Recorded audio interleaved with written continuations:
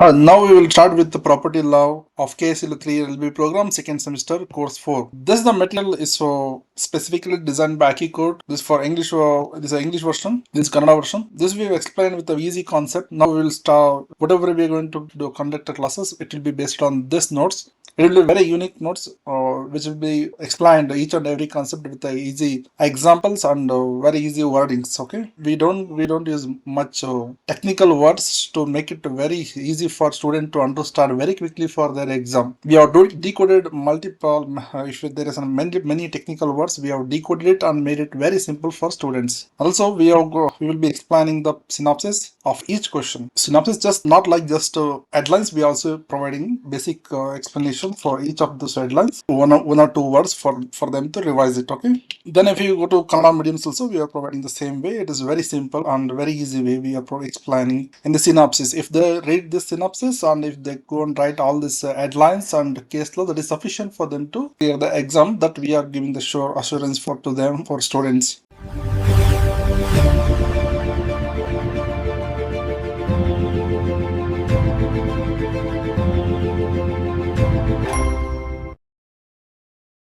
Okay, now we will start with the Kannada medium, English medium and also Kannada medium students. We are conducting the classes in both languages. This for Kannada medium students. Well, let us start with the unit 1. Question number 1. Define immovable property and transfer of property law. Discuss the legal requirements and essentials of valid transfer. As a general rule, property of any kind may be transferred, or transfer of property means transfer between two living persons. Means ಬದುಕಿರೋರ ನಡುವೆ ಮಾತ್ರ transfer ಆಗಬೇಕು ಅಂತ ಲಾ ಹೇಳುತ್ತೆ, general rules ಹೇಳುತ್ತೆ. Okay, explain this statements. They are asking to explain this statement. Explain what passes to the transferee. ಅಂದ್ರೆ ಈ ಈಸ್ಕೊಳ್ತಾರಲ್ಲ ಅವ್ರಿಗೆ ಏನ್ ಟ್ರಾನ್ಸ್ಫರ್ ಆಗುತ್ತೆ ಅಂತ.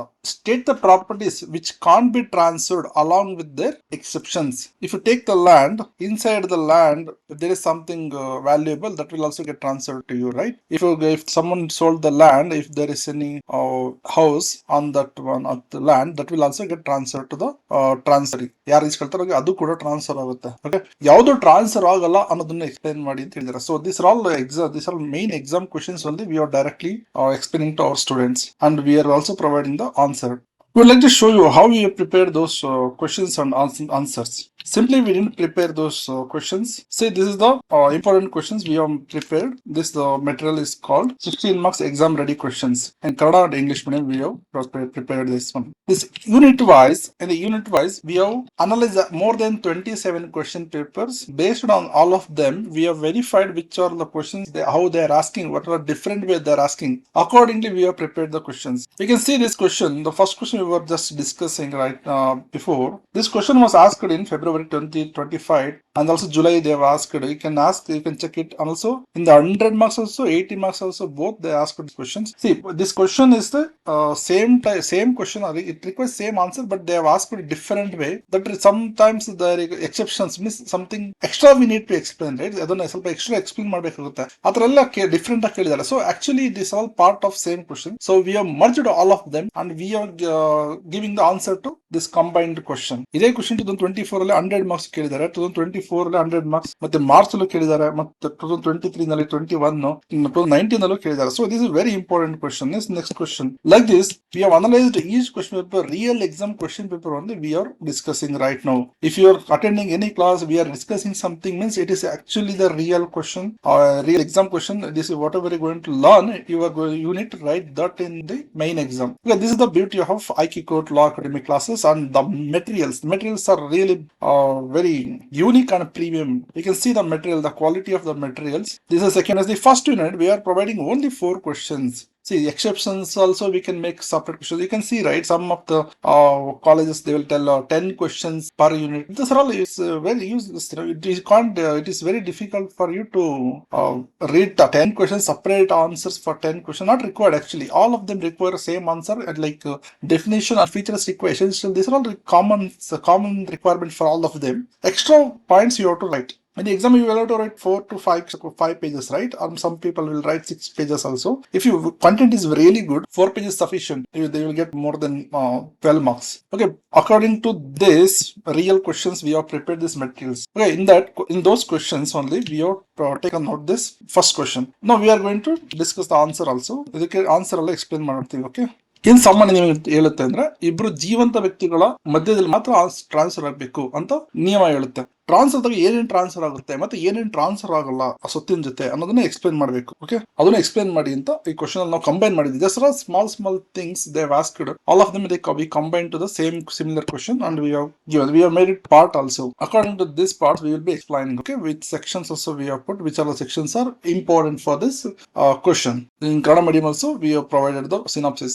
Whenever we are transferring the land, we are not just transferring a piece of land, we are also transferring the ಹಕ್ಕು, ಅದು ವರ್ಗಾವಣೆಯ rights, ಇದ್ರ ಮೇಲೆ ರೈಟ್ಸ್ ಇರುತ್ತಲ್ಲ ಆ ರೈಟ್ಸ್, ನೇಮ್, ಅದನ್ನ ಹಿತಾಸಕ್ತಿ ಎಲ್ಲವನ್ನು ಸಂಪೂರ್ಣವಾಗಿ ಟ್ರಾನ್ಸ್ಫರ್ ಮಾಡ್ತಿದೀವಿ. We are not just transferring the property. ನಾವು ಯಾವ್ದಾದ್ರು ವಸ್ತುನ ಟ್ರಾನ್ಸ್ಫರ್ ಮಾಡ್ಬೇಕಾದ್ರೆ ಇಬ್ರು ಜೀವಂತ ವ್ಯಕ್ತಿಗಳ ಮಧ್ಯೆ ಟ್ರಾನ್ಸ್ಫರ್ ಮಾಡ್ಬೇಕು. ಅದನ್ನ ಬಿಟ್ಟು ನಾವು 2 years ಬಿಟ್ಟು ಹುಟ್ಟೋ ಮಗುಗೆ ಇನ್ನೊಂದು 200 years ಬಿಟ್ಟು ಹುಟ್ಟೋ ಮಗುಗೆ ಟ್ರಾನ್ಸ್ಫರ್ ಮಾಡ್ತೀನಿ ಅಂತ ಮಾಡೋದಕ್ಕೂ ಅದೆಲ್ಲ ಆಗಲ್ಲ. ಅಲ್ಲಿ ಜೀವಂತವಾಗಿರ್ಬೇಕು. ಇಲ್ಲ ಎಕ್ಸ್ಪೈರ್ ಆಗಿರೋ ವ್ಯಕ್ತಿಗೆ ಟ್ರಾನ್ಸ್ಫರ್ ಮಾಡೋದಕ್ಕೆಲ್ಲ ಆಗೋದಿಲ್ಲ. That is what it is explained in transfer of property act 1882. In transfer of property act what they told is, ಅವ್ರು ಏನ್ ಹೇಳಿದ್ದಾರೆ ಅಂದ್ರೆ ಭೂಮಿಗೆ ಸೊತ್ತು ಅಂದ್ರೆ ಚಲಿಸಲಾಗದ ಮತ್ತು ಭೂಮಿಗೆ ಹೊಂದಿಕೊಂಡಿರುವ ವಸ್ತು, ಅದನ್ನ ನಾವು ಸ್ವತ್ತು ಅಂತ ಕರಿತೀವಿ. ಓಕೆನಾ? As per in the transfer of property act in the section 3 ಇದು ಯಾವ್ದನ್ನ ಸ್ವತ್ತು ಅಂತ ಹೇಳ್ತೀವಿ ಅಂತ ಹೇಳಿಲ್ಲ, ಅದು ರಿವರ್ಸ್ ಆಗಿ ಹೇಳಿದೆ. ಯಾವ್ದನ್ನ ಸ್ವತ್ತು ಅಂತ ಹೇಳಲ್ಲ ಅಂತ ರಿವರ್ಸ್ ಆಗಿ ಇದರಲ್ಲಿ ಎಕ್ಸ್ಪ್ಲೇನ್ ಮಾಡಿದ್ದಾರೆ. ಯಾವ್ದನ್ನ ಸ್ವತ್ತು ಅಂತ ಹೇಳಲ್ಲ ಆ ತರ ರಿವರ್ಸ್ ಆಗಿ ಎಕ್ಸ್ಪ್ಲೇನ್ ಮಾಡಿದ್ರೆ ಈ ಟ್ರಾನ್ಸ್ಫರ್ ಆಫ್ ಪ್ರಾಪರ್ಟಿ ಆಕ್ಟ್ ಅಲ್ಲಿ. ಅದಕ್ಕೋಸ್ಕರ ನಾವು ಇನ್ನೊಂದು ಆಕ್ಟ್ ನ ರೆಫರ್ ಮಾಡ್ತೀವಿ, ಅದನ್ನ ಯಾವ್ದನ್ನ ಸ್ವತ್ತು ಅಂತ ಡಿಫೈನ್ ಮಾಡ್ಬೇಕು ಅಂತ ಇದರಲ್ಲಿ ಎಕ್ಸ್ಪ್ಲೇನ್ ಮಾಡಿದ್ದಾರೆ.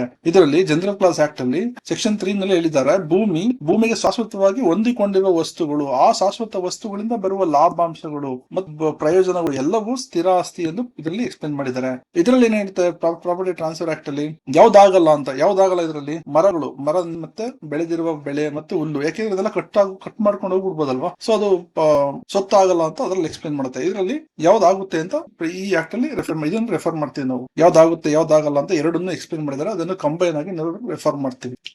ಒಂದು ಸ್ಥಿರ ಸ್ವತ್ತು ಅಂದ್ರೆ ಲ್ಯಾಂಡ್ ಇರುತ್ತೆ ಮತ್ತೆ benefits arising from the land and ಭೂಮಿಗೆ ಹೊಂದ್ಕೊಂಡಿರೋ ವಸ್ತುಗಳು. ಭೂಭಾಗ ಅಂದ್ರೆ ನಾಟ್ ಜಸ್ಟ್ ಭೂಮಿ ಮೇಲ್ದಿರತ್ತಲ್ಲ, ಭೂಮಿಗೆ ಒಳಗಡೆ ಹೋಗಿರೋದು, ಅದ್ರಲ್ಲಿರೋ ಖನಿಜಗಳು ಮೀನ್ಸ್ ಮಿನರಲ್ಸ್, ಆಕಾಶ ಮತ್ತೆ ಜಲಾವೃತ ಮೀನ್ಸ್ ಕೆರೆ ಎಲ್ಲವೂ ಕೂಡ ಹಾಡಾಗಿರುತ್ತೆ. ಮತ್ತೆ ಮಾನವನರ ನಿರ್ಮಿಸಿದ್ರೆ ಮತ್ತೆ ಇದು ಭೂಮಿ ಸೈಟು ಅದ್ರ ಮೇಲೆ ಏನಾದ್ರು ಮನೆ ಕಟ್ಟಿದ್ರೆ ಎಲ್ಲಾನು ಕೂಡ ಭೂಭಾಗ ಅಂತ ಕರೀತಾರೆ. ಅದ್ರಲ್ಲಿ ಲಾಭಾಂಶ ಅಂದ್ರೆ ಏನೋ ಒಂದು ಬಾಡಿಗೆ ತಗೊಳ್ತಾ ಇದ್ರೆ ಅದರಿಂದ ಅದನ್ನು ಕೂಡ ಸ್ಥಿರ ಸ್ವತ್ತು ಅಂತ ಕರಿತೀವಿ. ಭೂಮಿಗೆ ಹೊಂದ್ಕೊಂಡಿರೋ ವಸ್ತು ಅಂತ ಅಂದ್ರೆ ಭೂಮಿಗೆ ಆಳವಾಗಿ ಒಂದು ಬೇರೆ ಬಿಟ್ಟಿರುವ ಮರಗಳು ಮತ್ತೆ ಪೊದೆಗಳು, ಇವನ್ನ ಕತ್ತರಿಸುವ ಉದ್ದೇಶ ಇರಬಾರ್ದು. ಕತ್ತರಿಸುವ ಉದ್ದೇಶ ಇದ್ರೆ ಅದನ್ನ ಸ್ಥಿರ ಸ್ವತ್ತು ಅಂತ ಕರೆಯಲ್ಲ. ಅದನ್ನ ಈಗ ಮಾವಿನ ಮರ ಕತ್ತರಿಸುವ ಉದ್ದೇಶಕ್ಕೋಸ್ಕರ ನಾವು ಅದನ್ನ ಬೆಳೆಸಲ್ಲ, ಅದನ್ನ ನಾವು ಹಣ್ಣು ಪಡೆಯುವ ಉದ್ದೇಶದಿಂದ ಇಟ್ಕೊಳ್ತೀವಿ. ಸೊ ಅಂತದನ್ನ ನಾವು ಸ್ಥಿರ ಸ್ವತ್ತು ಅಂತ ಕರಿತೀವಿ.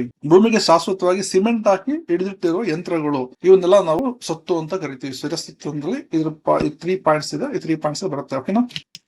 ಈ ಕೇಸ್ ಅಲ್ಲಿ ಹೇಳುತ್ತೆ, ಒಂದು ತೈಲ ಯಂತ್ರವನ್ನ ಸಿಮೆಂಟ್ ಹಾಕಿ ಭೂಮಿಗೆ ಅಟ್ಯಾಚ್ ಮಾಡಿರೋ ಅದನ್ನ ಸ್ಥಿರ ಸ್ವತ್ತು ಅಂತ ಇದರಲ್ಲಿ ಡಿಫೈನ್ ಈ ಕೇಸ್ ಲಾ ನಲ್ಲಿ ಎಕ್ಸ್ಪ್ಲೇನ್ ಮಾಡಿದ್ದಾರೆ. ಪೆರುಮಾಳ್ ವರ್ಸಸ್ ರಾಮಸ್ವಾಮಿ ಕೇಸ್ ನಲ್ಲಿ ಇದೇ ತರ ನಾವು 2 ಕೇಸ್ ಲಾಸ್ ನ ಕೊಟ್ಟಿದ್ದೀವಿ ಇದರಲ್ಲಿ.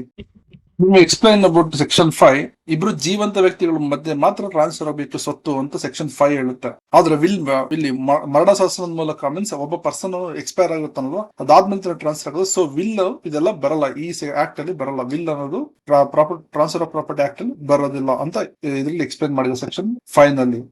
ಇಬ್ರು ಜೀವಂತ ವ್ಯಕ್ತಿಗಳ ನಡುವೆ ಟ್ರಾನ್ಸ್ಫರ್ ಆಗಬೇಕು ಅಂತ ಹೇಳುತ್ತೆ. ಹಾಗಂತ ಇಬ್ರು ಜೀವಂತವಾಗಿರೋ ವ್ಯಕ್ತಿನೇ ಅಲ್ಲ ಅಂತಲ್ಲ, ಇವನ್ ಕಂಪ್ನಿಗಳು ಸಂಘಗಳು ಕೂಡ ಅದನ್ನ ಕೂಡ ವ್ಯಕ್ತಿ ಅಂತ ನಾವು ಡಿಫೈನ್ ಮಾಡ್ತೀವಿ. ನೋಡಿ, ಈ ಕೇಸ್ ಅಲ್ಲಿ ಏನಾಗ್ತದೆ, ದೇವ್ರಿಗೋಸ್ಕರ ದೇವರ ವಿಗ್ರಹಕ್ಕೆ ಅರ್ಪಿಸಿದ ಒಂದು ಸ್ವತ್ತನ್ನ ಯಾರೋ ದೇವ್ರ ಹೆಸರಿಗೆ ಬರೆದ್ರು, ದೇವರ ಹೆಸರಿಗೆ ಬರೆಯಕ್ಕಾಗಲ್ಲ. ಅದನ್ನ ನೀವು ಯಾಕಂದ್ರೆ ದೇವ್ರು ಮೀನ್ಸ್ ಗಾಡ್ ಅಂದ್ರೆ ಅವರು ಆಕ್ಚುಲಿ ವ್ಯಕ್ತಿ ಅಲ್ಲ, ಅವ್ರಿಗೆ ರಕ್ತ ಮಾಂಸಗಳು ಇರೋ ಜೀವಂತ ವ್ಯಕ್ತಿ ಅಲ್ಲ ಅವರು. ಸೊ ನೀವು ದೇವರಿಗೆ ಟ್ರಾನ್ಸ್ಫರ್ ಮಾಡ್ಬೇಕು ಅಂದ್ರೆ ಟ್ರಸ್ಟ್ ಮೂಲಕ ಅಥವಾ ನ್ಯಾಸನ ಮೂಲಕ ಟ್ರಾನ್ಸ್ಫರ್ ಮಾಡ್ಬೇಕು ಅಂತ ಈ ಕೇಸ್ ನಲ್ಲಿ ಭೂಪತಿನಾಥ ವರ್ಸಸ್ ರಾಮ್ಲಾಲ್ ಕೇಸ್ ನಲ್ಲಿ ಎಕ್ಸ್ಪ್ಲೇನ್ ಮಾಡಿದ್ದಾರೆ ಕೋರ್ಟ್ ಅಲ್ಲಿ. ಕೇಸ್ ಲ್ಯಾಂಡ್ ಮಾರ್ಕ್ ಕೇಸ್ ಆಗಿದೆ ಇದು.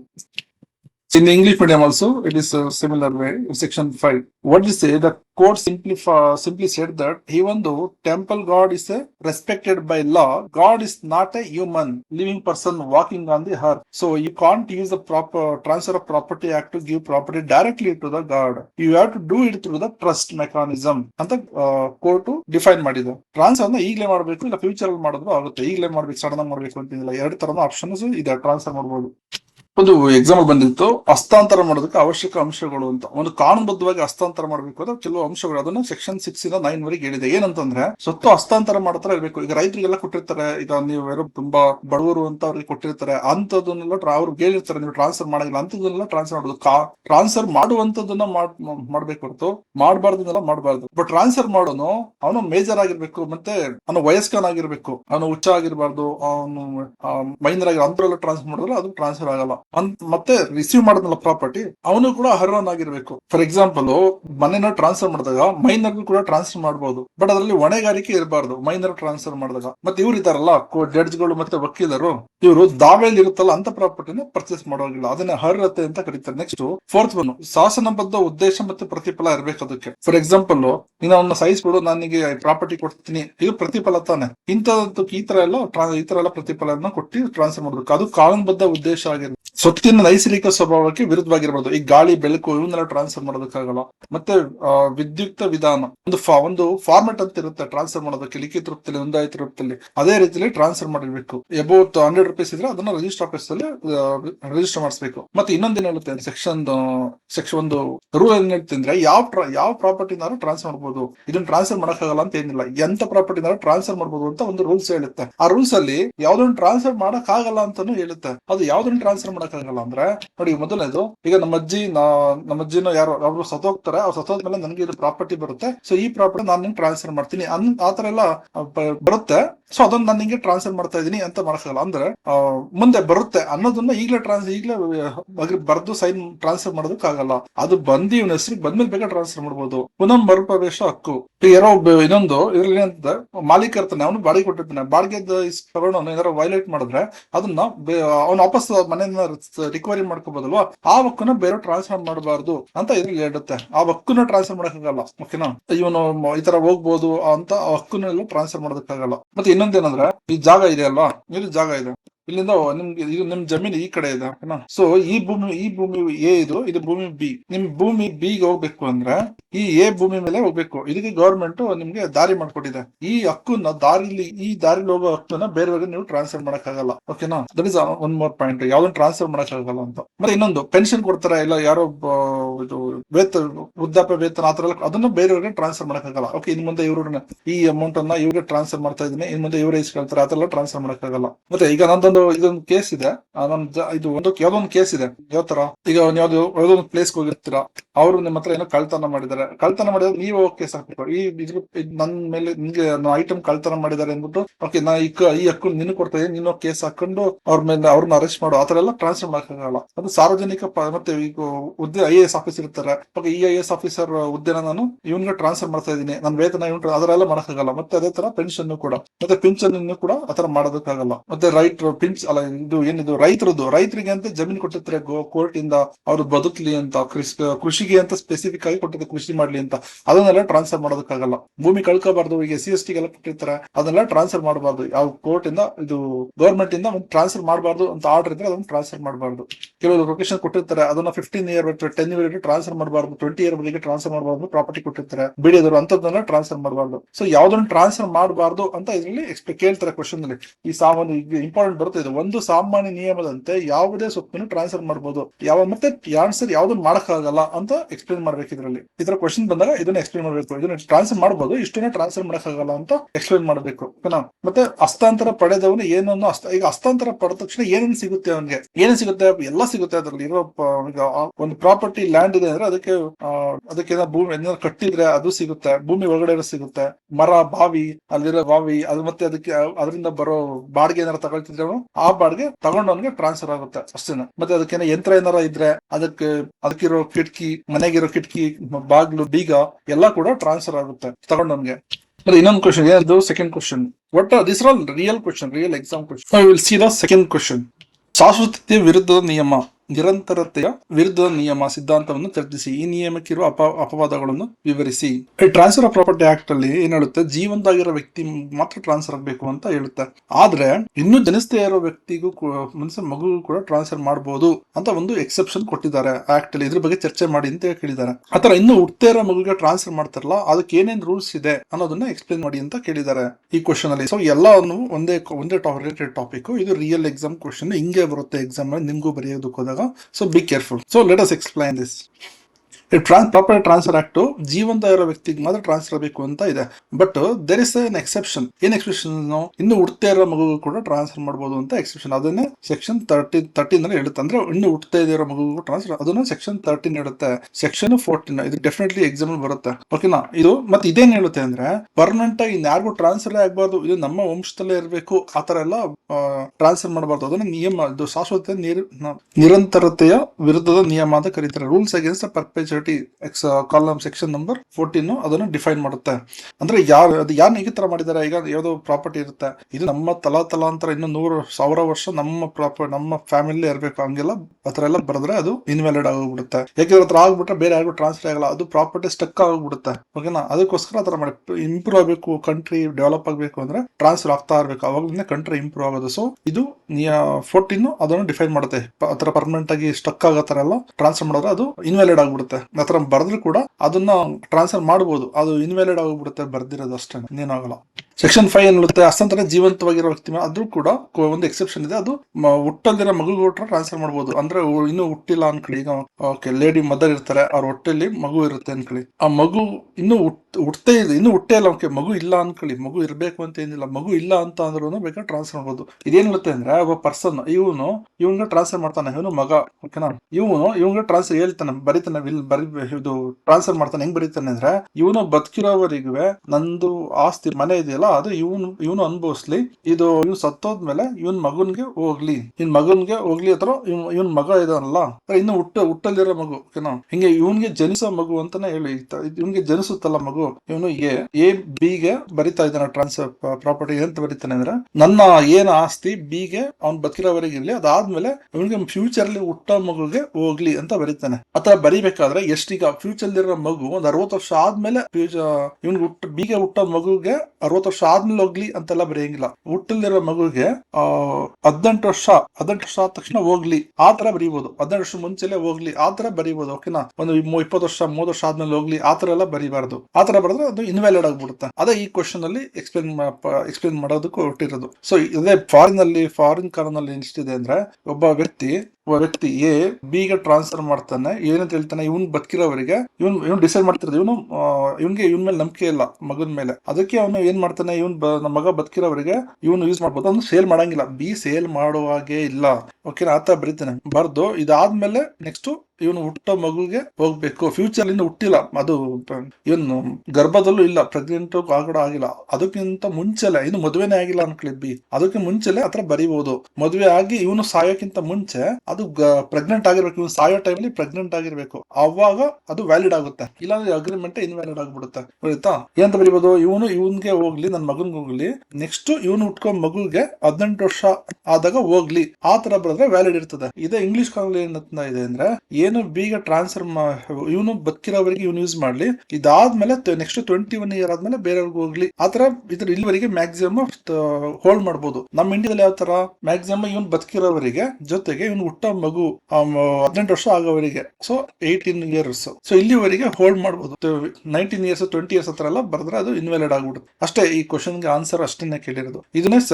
ಇದು ಮ್ಯಾಕ್ಸಿಮಮ್ ಲಿಮಿಟ್ ಇದು. ಓಕೆ, ಟ್ರಾನ್ಸ್ಫರ್ ಮಾಡ್ಬೇಕು, ಮಗುಗೆ ಟ್ರಾನ್ಸ್ಫರ್ ಮಾಡ್ಬೇಕು ಅಂತ ಅಂದ್ರೆ ಈಗ ಡೈರೆಕ್ಟ್ ಆಗಿ ಟ್ರಾನ್ಸ್ಫರ್ ಮಾಡಕ್ಕಾಗಲ್ಲ. ಮಗು ಹುಟ್ಟಿಲ್ವೋ ಇಲ್ಲ ಇದು ಗರ್ಭದಲ್ಲಿದೆಯೋ, ಓಕೆನಾ, ಅದು ನೇಮ್ ಕೂಡ ಇರಲ್ಲ ಅಲ್ವಾ, ಅದಕ್ಕೆ ಏನ್ ಮಾಡ್ಬೇಕು, ಒಬ್ಬ ಟ್ರಸ್ಟಿಗೆ ಟ್ರಾನ್ಸ್ಫರ್ ಮಾಡ್ಬೇಕು, ಅದಾದ್ಮೇಲೆ ಮಗುಗೆ ಹೋಗ್ಲಿ ಆ ತರ ಬರೀಬೇಕು. ಆಮೇಲೆ ಈ ತರ ಬರೀಬಾರ್ದು, ಓಕೆ ನನ್ ಮಗುಂಗ್ ಹೋಗ್ಲಿ ಪ್ರಾಪರ್ಟಿ, ಅವ್ನು ಬದುಕಿರೋವರೆಗೆ ಅವನು ಯೂಸ್ ಮಾಡ್ಲಿ, ಅದಾದ್ಮೇಲೆ ಅವ್ನ್ ಹುಟ್ಟೋ ಮಗುಗೂನು ಅವ್ನು ಬದುಕಿರೋವರೆಗೆ ಮಾತ್ರ ಯೂಸ್ ಮಾಡ್ಲಿ, ಆಮೇಲೆ ಆತರ ಮೇಲೆ ಬೇರೆಯವ್ರಿಗೆ ಹುಟ್ಟೋಗ್ಲಿ, ಆತರ ಎಲ್ಲ ಬರೀಬಾರ್ದು. ಸೆಕ್ಷನ್ 13 ಅಲ್ಲಿ ಯಾವ ತರ ಹೇಳುತ್ತೆ ಅಂದ್ರೆ, ಟ್ರಾನ್ಸ್ಫರ್ ಮಾಡ್ಬೇಕಾದ್ರೆ ಆ ಮಗುಗೆ ಪೂರ್ತಿಯಾಗಿ ಹಕ್ಕು ಹೊಟ್ಟೋಗ್ಲಿ ಅಂತ ಬರೀಬೇಕು, ಗೊತ್ತಾ? ಅದೇ ಸೆಕ್ಷನ್ 13 ಅಲ್ಲಿ ಎಕ್ಸ್ಪ್ಲೈನ್ ಮಾಡೋದು. ಈ ಅಜಾತ ಇನ್ನು ಹುಟ್ಟಿಲ್ದೇ ಇರೋ ಮಗುಗೆ ಟ್ರಾನ್ಸ್ಫರ್ ಮಾಡ್ಬೇಕಾದ್ರೆ ಅದು ಪೂರ್ತಿ ಹಕ್ಕನ್ನು ಕೊಡ್ಬೇಕು. ಆ ಮಗು ಬದುಕಿರೋವರಿಗೆ ಯೂಸ್ ಮಾಡ್ಲಿ, ಮತ್ತೆ ಆ ಮಗು ಹುಟ್ಟೋ ಇನ್ನೊಂದು ಮಗುಗೆ ಫುಲ್ ಪೂರ್ತಿ ಹೋಗ್ಲಿ, ಆತರ ಎಲ್ಲ ಬರೀಬಾರ್ದು. ಆತರ ಎಲ್ಲ ಬರೆದ್ರೆ ಅದು ಇನ್ವ್ಯಾಲಿಡ್ ಆಗ್ಬಿಡುತ್ತೆ. ಅಷ್ಟೇ ಇದು ಎಕ್ಸ್ಪ್ಲನೇಷನ್ ಕೊಡ್ಬೇಕಾಗಿರುತ್ತೆ ನೀವು. ಅದೇ ಮಗುಗೆ ಟ್ರಾನ್ಸ್ಫರ್ ಮಾಡ್ಬೇಕು ಅಂದ್ರೆ ಅದಕ್ಕಿಂತ ಮುಂಚೆ ಬೇರೆ ಒಬ್ಬ ಟ್ರಸ್ಟಿಗೆ ಟ್ರಾನ್ಸ್ಫರ್ ಮಾಡ್ಬೇಕು. ಮೊದಲು ಜೀವಂತ ಆಗಿರೋ ಒಬ್ಬ ವ್ಯಕ್ತಿ ಟ್ರಾನ್ಸ್ಫರ್ ಮಾಡಿ ಆಮೇಲೆ ಅವನ್ಗೆ ಹುಟ್ಟ ಮಗುಗೆ ಹೋಗ್ಲಿ ಅಂತರ ಬರೀಬಹುದು. ಆ ನಂತರ ಅಜಾತ ವ್ಯಕ್ತಿಗೆ ಸೇರುವಂತ ಬರಿಬೇಕು. ಅಜಾತ ಇನ್ನು ಹುಟ್ಟಿರೋ ಮಗುಗೆ ಟ್ರಾನ್ಸ್ಫರ್ ಮಾಡ್ಬೇಕು. ಮತ್ತೆ ಇನ್ನೊಂದು ಇಂಪಾರ್ಟೆಂಟ್, ಇವ್ನು ಸಾಯೋ ಟೈಮ್ ಅಲ್ಲಿ ಇದಾನಲ್ಲ, ಬೀಗ ಟ್ರಾನ್ಸ್ಫರ್ ಮಾಡ್ತಾನಲ್ವಾ, ಇವನ್ ಮಗು ಹೋಗ್ಲಿ ಅಂತ ಇವನು ಬರ್ದಿದ್ದಾನೆ. ಇವನು ಸಾಯೋ ಟೈಮ್ ಅಲ್ಲಿ ಇವನ್ ಹುಟ್ಟೋ ಮಗು ಇದೆ ಅದು ಅವರು ಗರ್ಭದಲ್ಲಾದ್ರೆ ಇರ್ಬೇಕು. ಇವನು ಸಾಯೋ ಟೈಮ್ ಅಲ್ಲಿ ಗರ್ಭದಲ್ಲೂ ಇಲ್ಲ, ಇವನು ಸಾಯೋ ಟೈಮ್ ಅಲ್ಲಿ ಅಂದ್ರೆ ಇದು ಟ್ರಾನ್ಸ್ಫರ್ ಕ್ಯಾನ್ಸಲ್ ಆಗ್ಬಿಡುತ್ತೆ, ಅದು ಇನ್ವ್ಯಾಲಿಡ್ ಆಗ್ಬಿಡುತ್ತೆ. ಇನ್ವ್ಯಾಲಿಡ್ ಆದ್ರೆ ನಾರ್ಮಲ್ ಯಾವ ತರ ಪ್ರೊಸೀಜರ್ ಪ್ರಕಾರ ವಿಲ್ ಇಲ್ದೇನೆ ಏನು ಇಲ್ದೇನೆ ಬರೆದ್ರೆ ಯಾವ ತರ ಟ್ರಾನ್ಸ್ಫರ್ ಆಗುತ್ತೆ ಅದ ಟ್ರಾನ್ಸ್ಫರ್ ಆಗುತ್ತೆ ನೋಡಿ. ಇದನ್ನ ಹೇಳಿದ್ದು ಮೊದಲನೇ ಹಿತಾಸಕ್ತಿಯು ಬದುಕಿರೋನ್ಗೆ ಕೊಟ್ಬಿಟ್ಟ. ಓಕೆ, ಅವ್ನ ಮಗನ್ ಕೊಟ್ಟ, ಅದಾದ್ಮೇಲೆ ಮೊಮ್ಮಗಂಗು ಮುಂದೆ ಹುಟ್ಟೋ ಮಗು ಹೋಗ್ಲಿ ಅಂತ ಬರ್ದ. ಆ ಬದುಕಿರೋ ವ್ಯಕ್ತಿ ಇದಾನಲ್ಲ, ಈಗ ಸದ್ಯಕ್ಕೆ ಅವ್ನು ಟ್ರಾನ್ಸ್ಫರ್ ಮಾಡಿದಾನಲ್ಲ ಮಗ, ಅಂದರೆ ಬಿ ಇದನ್ನಲ್ಲ, ಜೀವಿತಾವಧಿಯ ಹಕ್ಕು ಪಡೆದ ಮಧ್ಯ ವ್ಯಕ್ತಿಯು ಸಾಯುವ ಮೊದಲು ಅಜಾತ ವ್ಯಕ್ತಿ ಇನ್ನು ಹುಟ್ಟಬೇಕಾಗಿರೋ ಮಗು ಇದೆಯಲ್ಲ ಅದು ಅಸ್ತಿತ್ವಕ್ಕೆ ಬರ್ಬೇಕು ಅಂದ್ರೆ ಅದು ಹೊಟ್ಟೆಲಾರ ಇದೆ ಅನ್ನೋ ತರ ಆಗ್ಬೇಕು. ಅಂದ್ರೆ ಕನಿಷ್ಠ ತಾಯಿಯ ಗರ್ಭದಲ್ಲಾದ್ರೂ ಇರ್ಬೇಕು. ಇನ್ನು ಪ್ರೆಗ್ನೆಂಟ್ ಆಗಿಲ್ಲ, ಸತ್ತೋಗಿದ್ದಾನೆ ಅಂದ್ರೆ ಅದು ಸರಿ, ಅದು ಟ್ರಾನ್ಸ್ಫರ್ ಅದು ಇನ್ವ್ಯಾಲಿಡ್ ಆಗ್ಬಿಡುತ್ತೆ.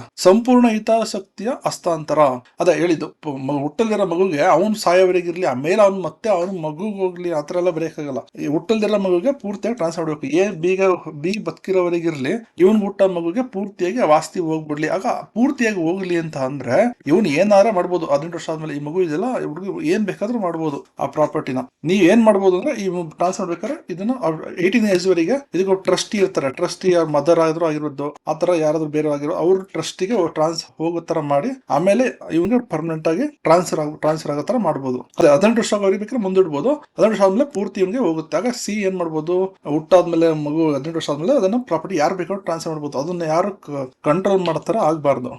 ಇದನ್ನ ಎಕ್ಸ್ಪ್ಲೇನ್ ಮಾಡೋದು ಮುಗಿತಲ್ಲ. ಇನ್ನೇನಿದೆ ಅದೇ ಅದನ್ನ ಹೇಳೋದಲ್ಲ 18 ಅದೇ ಟೈಮು, ಅಷ್ಟು ಟೈಮ್ ಒಳಗಡೆ ಸೆಕ್ಷನ್ 14 ಹೇಳೋದು ಟೈಮ್ ಲಿಮಿಟ್. ಅದನ್ನ ಮ್ಯಾಕ್ಸಿಮಮ್ ಟೈಮ್ ಏನು, ಜೀವಂತ ಬಿ ಟ್ರಾನ್ಸ್ಫರ್ ಮಾಡ್ತಾ ಇದ್ದಲ್ಲ, ಬಿ ಇದು ಜೀವಂತ ಟೈಮ್. ಇವನ್ ಎಷ್ಟೊಂದು 70 ವರ್ಷ ಬದುಕಿರ್ತಾನ. ಓಕೆ, 8 ಈಗ ಪ್ರೆಸೆಂಟ್ ಅವನಿಗೆ ಒಂದು 20 ವರ್ಷ ಇದೆ.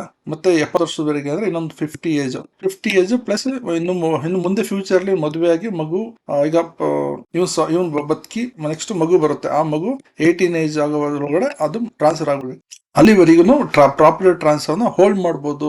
ಈ ಏನ್ ವ್ಯಕ್ತಿ ಬೇಕಿದ್ರೆ ಯಾರಿಗೂ ಟ್ರಾನ್ಸ್ಫರ್ ಆಗದೆ ಹತ್ರ ಹೋಲ್ಡ್ ಮಾಡ್ಬೋದು. ಈ ಹುಡುಗ 18 ವರ್ಷ ಆಗೋವರೆಗೂ ಹೋಗ್ಬಾರ್ದು, ಇವನ್ ಸತ್ತಿ ಮತ್ತೆ ಅದು ಇವನ್ ಮುಟ್ಟೋ ಮಗು ಇದೆಯಲ್ಲ, ಅದ್ ಮಗುಗೆ 18 ವರ್ಷ ಆಗೋವರೆಗೆ ಅದನ್ನೇ ಇಲ್ಲಿ ನೀಟಾಗಿ ಈ ತರ ಬರೀಬೇಕು ಎಕ್ಸಾಮ್ ಅಲ್ಲಿ.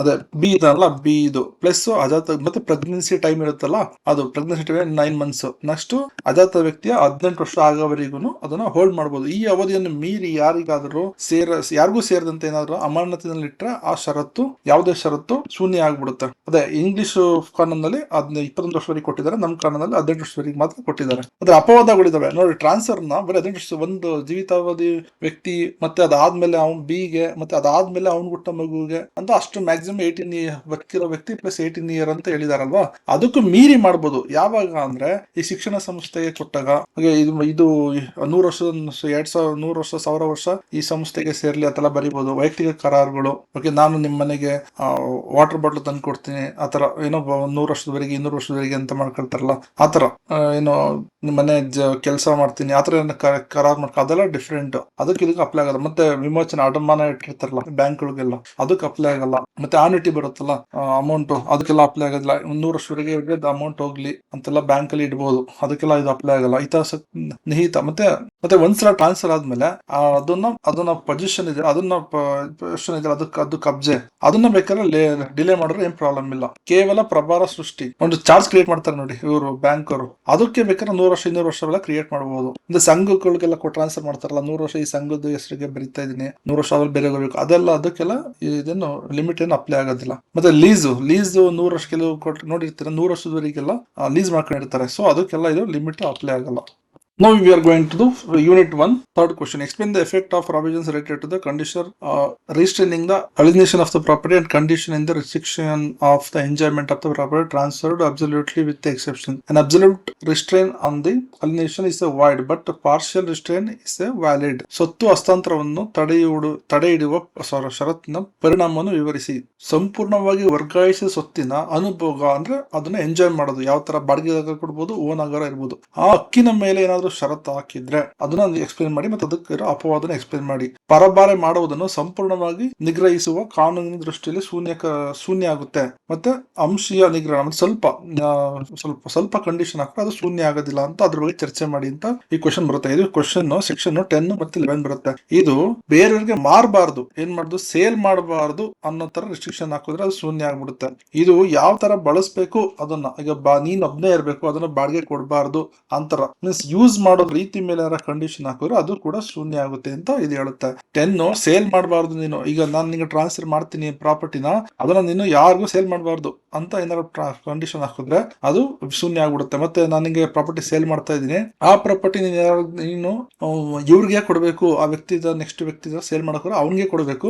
ಮತ್ತೆ ಅಥವಾ ಏನಾದ್ರು ಕೊಡ್ಬೇಕಾದ್ರೆ ಅವನಿಗೆ ಮಾರ್ಕೆಟ್ ವ್ಯಾಲ್ಯೂ ಏನಿರ್ತದೆ 100 ರೂಪಾಯಿ ಇದ್ರೆ 10 ರೂಪಾಯಿಗೆ ಕೊಡಬೇಕು. ಆತರ ಎಲ್ಲ ಕಂಡೀಷನ್ ಹಾಕಿದ್ರೆ ಅದು ಇನ್ವ್ಯಾಲಿಡ್ ಆಗುತ್ತೆ ಅಂತ ಸೆಕ್ಷನ್ 10 ಹೇಳುತ್ತೆ. ಸೆಕ್ಷನ್ 11 ಏನೇನು ಹೇಳುತ್ತೆ, ನಾನು ಟ್ರಾನ್ಸ್ಫರ್ ಮಾಡ್ತೀನಿ, ಆ ಪ್ರಾಪರ್ಟಿನ ನೀನೇ ಇರಬೇಕು ಮನೇಲಿ, ನೀನ್ ಈ ಮನೆ ಬಿಟ್ಟು ಬೇರೆ ಕಡೆ ಹೋಗಂಗಿಲ್ಲ ಆತರ ಹೇಳಿದ್ರೆ ಅದು ಇನ್ವ್ಯಾಲಿಡ್ ಆಗ್ಬಿಡುತ್ತೆ. ಮತ್ತೆ ಬಾಡಿಗೆ ಕೊಡಂಗಿಲ್ಲ ನೀನು ಆತರ ಎಲ್ಲ ಹೇಳಿದ್ರೆ ಅದು ಇನ್ವ್ಯಾಲಿಡ್ ಆಗ್ಬಿಡುತ್ತೆ.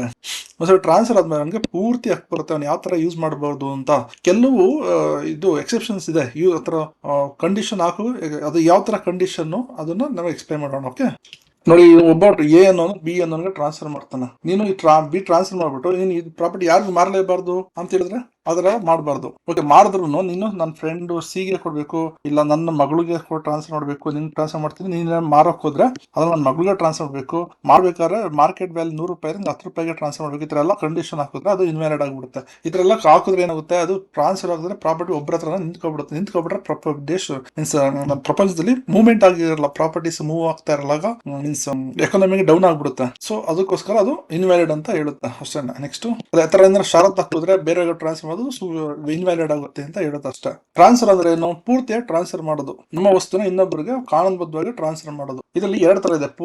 ಟ್ರಾನ್ಸ್ಫರ್ ಮೀನ್ಸ್ ಸೇಲ್ ಮಾಡ್ಬೇಕಾದ್ರೆ 2 ತರ ಇದೆ. ಒಂದು ಪೂರ್ತಿಯಾಗಿ ರಿಸ್ಟ್ರಿಕ್ಷನ್ಸ್ ಹಾಕೋದು. ಓಕೆ, ನೀನು ಬೇರೆಯವ್ರಿಗೆ ಸೇಲ್ ಮಾಡಂಗೆ ಇಲ್ಲ, ಮಾಡಿದ್ರೆ 10 ರೂಪಾಯಿ 10 ರೂಪೀಸ್ಗೆ ಸೇಲ್ ಮಾಡ್ಬೇಕು ಬೇರೆಯವ್ರಿಗೆ, ಆತರ ಎಲ್ಲ ಮಾಡಬಾರ್ದು. ಬೇಕಿರ ಸ್ವಲ್ಪ ರಿಸ್ಟ್ರಿಕ್ಷನ್ಸ್ ಹಾಕ್ಬೋದು. ಏನದು ಅಂದ್ರೆ, ನೀನು ಟ್ರಾನ್ಸ್ಫರ್ ಮಾಡ್ಬೇಕಾದ್ರೆ ಬೇರೆ ಯಾರಿಗಾರು ಟ್ರಾನ್ಸ್ಫರ್ ಮಾಡ್ಬೇಕಾದ್ರೆ ಮಾಡ್ಬೋದು, ಅದು ಆದ್ರೆ ಅದನ್ನ ನಮ್ಮ ವಂಶದಲ್ಲಿ ನಮ್ಮ ಕುಟುಂಬದವ್ರಿಗೆ ಟ್ರಾನ್ಸ್ಫರ್ ಮಾಡ್ಬೇಕು ಅಂತ ಯಾರ ಕಂಡೀಷನ್ ಹಾಕಿದ್ರೆ, ನಮ್ಮ ಕುಟುಂಬದವ್ರಿಗೆ ಏನಾರ ಕಂಡೀಷನ್ ಅಂತ ಟ್ರಾನ್ಸ್ಫರ್ ಮಾಡಬೇಕು ಅಂತ ಕಂಡೀಷನ್ ಹಾಕಿದ್ರೆ, ಮಾರಕ್ ಹೋದ್ರೆ ಏನೋ ಬೀಗ ಮಾರ್ತಾನೆ, ಅದ್ರಲ್ಲಿ ಕಂಡೀಷನ್ ಹಾಕಿರ್ತಾನೆ.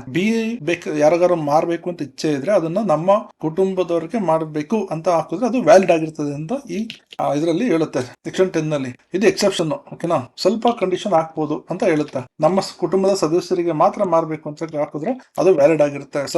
ಸಂಪೂರ್ಣ ನಿಗ್ರಹ ಶೂನ್ಯ ಆಗಿಬಿಡುತ್ತೆ. ಸ್ವಲ್ಪ ಕಂಡೀಷನ್ ಹಾಕೋದು ವ್ಯಾಲಿಡ್ ಆಗಿರುತ್ತೆ ಅಂತ ಇದು ಹೇಳುತ್ತೆ. ಓಕೆನಾ, ನೆಕ್ಸ್ಟ್ ಏನದು, ಅದೇ ಇದು ಸೆಕ್ಷನ್ 10 ಗೆ ಅಪವಾದಗಳು. ಇದಕ್ಕೆ ಮತ್ತೆ ಅಪವಾದಗಳು ಏನಂತ ಅಂದ್ರೆ, ಲೀಸ್ ಕೊಟ್ಟಿರ್ತಾರಲ್ಲ, ಲೀಸ್ ಕೊಟ್ಬೇಕಾದ್ರೆ ನೀನ್ ಬೇರೆಯವ್ರಿಗೆ ಲೀಸ್ ಕೊಡ್ಬೇಡ, ನಾವು ಬಾಡಿಗೆ ಯಾರೋ ಕೊಟ್ಟಿರ್ತೀವಿ, ಅದು ಬಿಡಿ, ಇದು ಬರೋದೇ ಇಲ್ಲ ಆಕ್ಚುಲಿ, ಇದು ಮಾರೋದ್ರ ಬಗ್ಗೆ. ಸೊ ಇದ್ರಲ್ಲಿ ಏನಂತ ಅಂದ್ರೆ, ನೀನ್ ಅದನ್ನ ಬೇರೆಯವ್ರಿಗೆ ಬಾಡಿಗೆ ಕೊಡಬಾರ್ದು, ನಾನು ನಿಂಗೆ ಬಾಡಿಗೆ ಕೊಡ, ಆತರ ಎಲ್ಲ ಕಂಡೀಷನ್ ಹಾಕ್ಬೋದು ಬೇಕಿದ್ರೆ. ವಿವಾಹಿತ ಮಹಿಳೆ ಅಂದ್ರೆ ವಿವಾಹಿತ ಮಹಿಳೆಗೆ ಏನಾರ ಕೊಡ್ಬೇಕಾದ್ರೆ ಅವಾಗ ಕೊಡ್ಬೇಕಾದ್ರೆ ಇದನ್ನ ಪ್ರಾಪರ್ಟಿ ಯಾರಿಗೂ ಮಾರಬಾರ್ದು ಆತರ ಕೊಡ್ಬೋದು. ಯಾಕೆ ಅಂದ್ರೆ ಮಾರ್ಬೋದು ಅಂತ ಆಗ್ಬಿಟ್ರೆ ಏನಾಗುತ್ತೆ, ಗಂಡ ತಗೊಂಡು ಬೇರೆಯವ್ರಿಗೆ ಆಸ್ತಿ ಮಾರ್ಬಿಡ್ಬೋದಲ್ವಾ, ಆತರ ಆಗ್ಬಾರ್ದು. ಮಹಿಳೆಯರ ರಕ್ಷಣೆ ಮಾಡೋಕ್ಕೋಸ್ಕರ ಇದನ್ನ ಎಕ್ಸೆಪ್ಷನ್ ಕೊಟ್ಟಿದ್ದಾರೆ. ಮಹಿಳೆಯರಿಗೆ ಕೊಟ್ಟಿರೋ ಆಸ್ತಿ ರಕ್ಷಣೆ ಆಗ್ಲಿ ಅನ್ಬಿಟ್ಟು ಈ ತರ ಕಂಡೀಷನ್ ಹಾಕಿದ್ರೆ ವ್ಯಾಲಿಡ್ ಅಂತ ಹೇಳ್ತಾರೆ. ರೋಷನ್ ಮತ್ತೆ ರೋಷನ್ ಅಲ್ಲಿ ಏನಂತ ಹೇಳ್ತಾರೆ ಅಂದ್ರೆ, ಅದೇ ಇದು ಹೇಳಿದ್ನಲ್ಲ, ಒಬ್ಬ ಏನನ್ನು ಬಿ ಅನ್ನೋ ಮಗನಿಗೆ ಕೊಡ್ತಾನೆ, ಇವ್ನು ಹೇಳ್ತಾನೆ ಅದನ್ನ ಬೇರೆಯವ್ರಿಗೆ ಟ್ರಾನ್ಸ್ಫರ್ ಮಾಡ್ಬೇಕಾದ್ರೆ, ಬಿ ಏನಾದ್ರು ಟ್ರಾನ್ಸ್ಫರ್ ಮಾಡ್ಬೇಕು ಅಂತ ಅಂದ್ರೆ, ಈ ಅನ್ನೋ ಹೆಂಡತಿ ಇರ್ತಾರಲ್ಲ ಸಿ, ಇವ್ರಿಗೆ ವಾಪಸ್ ಟ್ರಾನ್ಸ್ಫರ್ ಮಾಡ್ಬೋದು. ನಾನು ಟ್ರಾನ್ಸ್ಫರ್ ಮಾಡ್ತೀನಿ, ಸೇಲ್ ಮಾಡ್ಬೇಕು ಅಂದ್ರೆ ಇವ್ರಿಗೆ ಟ್ರಾನ್ಸ್ಫರ್ ಮಾಡ್ಬೇಕು. ಮಾರ್ಬೇಕಾದ್ರೆ 1/5 ಅಷ್ಟು ಅಂದ್ರೆ 50 ರೂಪೀಸ್ ಇದ್ರೆ 10 ರೂಪೀಸ್ಗೆ ಮಾರ್ಬೇಕು ಅಂತ ಕಂಡೀಷನ್ ಹಾಕಿದ್ರೆ ಅದು ಇನ್ವ್ಯಾಲಿಡ್ ಆಗ್ಬಿಡುತ್ತೆ. ಅಂದ್ರೆ ಇದು ಒಂದು ನಿರ್ದಿಷ್ಟ ಜಾತಿಗೆ ಟ್ರಾನ್ಸ್ಫರ್ ಮಾಡ್ಬೇಕು ಅಂತ ಹೇಳಿದ್ರೆ ಅದು ಓಕೆ, ಅದು ಕುಟುಂಬದಲ್ಲೇ ಉಳಿಬೇಕು ಅನ್ನೋ ಇದಿದ್ರೆ ಅದು ಕೂಡ ವ್ಯಾಲಿಡ್, ಆತರ ಏನ್ ಪ್ರಾಬ್ಲಮ್ ಇಲ್ಲ ಅಂತ ಈ ಕೇಸ್ ಹೇಳುತ್ತೆ. ಮೊಹಮ್ಮದ್ ರಾಜಾ ವರ್ಸಸ್ ಮೊಸಮ್ಮತ್ ಅಬ್ಬಾಸ್ ಬಂದಿನಲ್ಲಿ ಆತರ ಹೇಳುತ್ತೆ. ಅಷ್ಟೇನೇನಿಲ್ಲ ಅದ್ರಲ್ಲಿ. ನೆಕ್ಸ್ಟ್ ಸಂಪೂರ್ಣವಾಗಿ ವರ್ಗಾಯಿಸಿದ ಅಂದ್ರೆ ಟ್ರಾನ್ಸ್ಫರ್ ಆಗ್ಬಿಟ್ಟಿದೆ, ಹೆಂಗೆ ಬಳಸ್ಬೇಕು, ಹಿತಾಸಕ್ತಿ ಅಂದ್ರೆ ಈ ಹಿತಾಸಕ್ತಿನ ಹೆಂಗೆ ನಿರ್ಬಂಧ ಮಾಡಿದ್ರೆ, ಸಂಪೂರ್ಣ ಟ್ರಾನ್ಸ್ಫರ್ ಮಾಡಿದ್ಮೇಲೆ ಅದನ್ನ ದಾನದ ಮೂಲಕನಾಗ್ಲಿ ವ್ಯಾಪಾರದ ಮೂಲಕ ಆಗ್ಲಿ ಅದನ್ನ ಹೆಂಗ್ ಅನುಭವಿಸ್ಬೇಕು ಅನ್ನೋದ್ರ ಮೇಲೆ ಕಂಟ್ರೋಲ್ ಮಾಡಕ್ ಹೋಗ್ಬಾರ್ದು. ನೀನೇ ಇರ್ಬೇಕು ಮನೇಲಿ, ನೀನ್ ಬಿಟ್ರೆ ಬೇರೆ ಯಾರು ಮನೆಗೆ ಬರಬಾರ್ದು.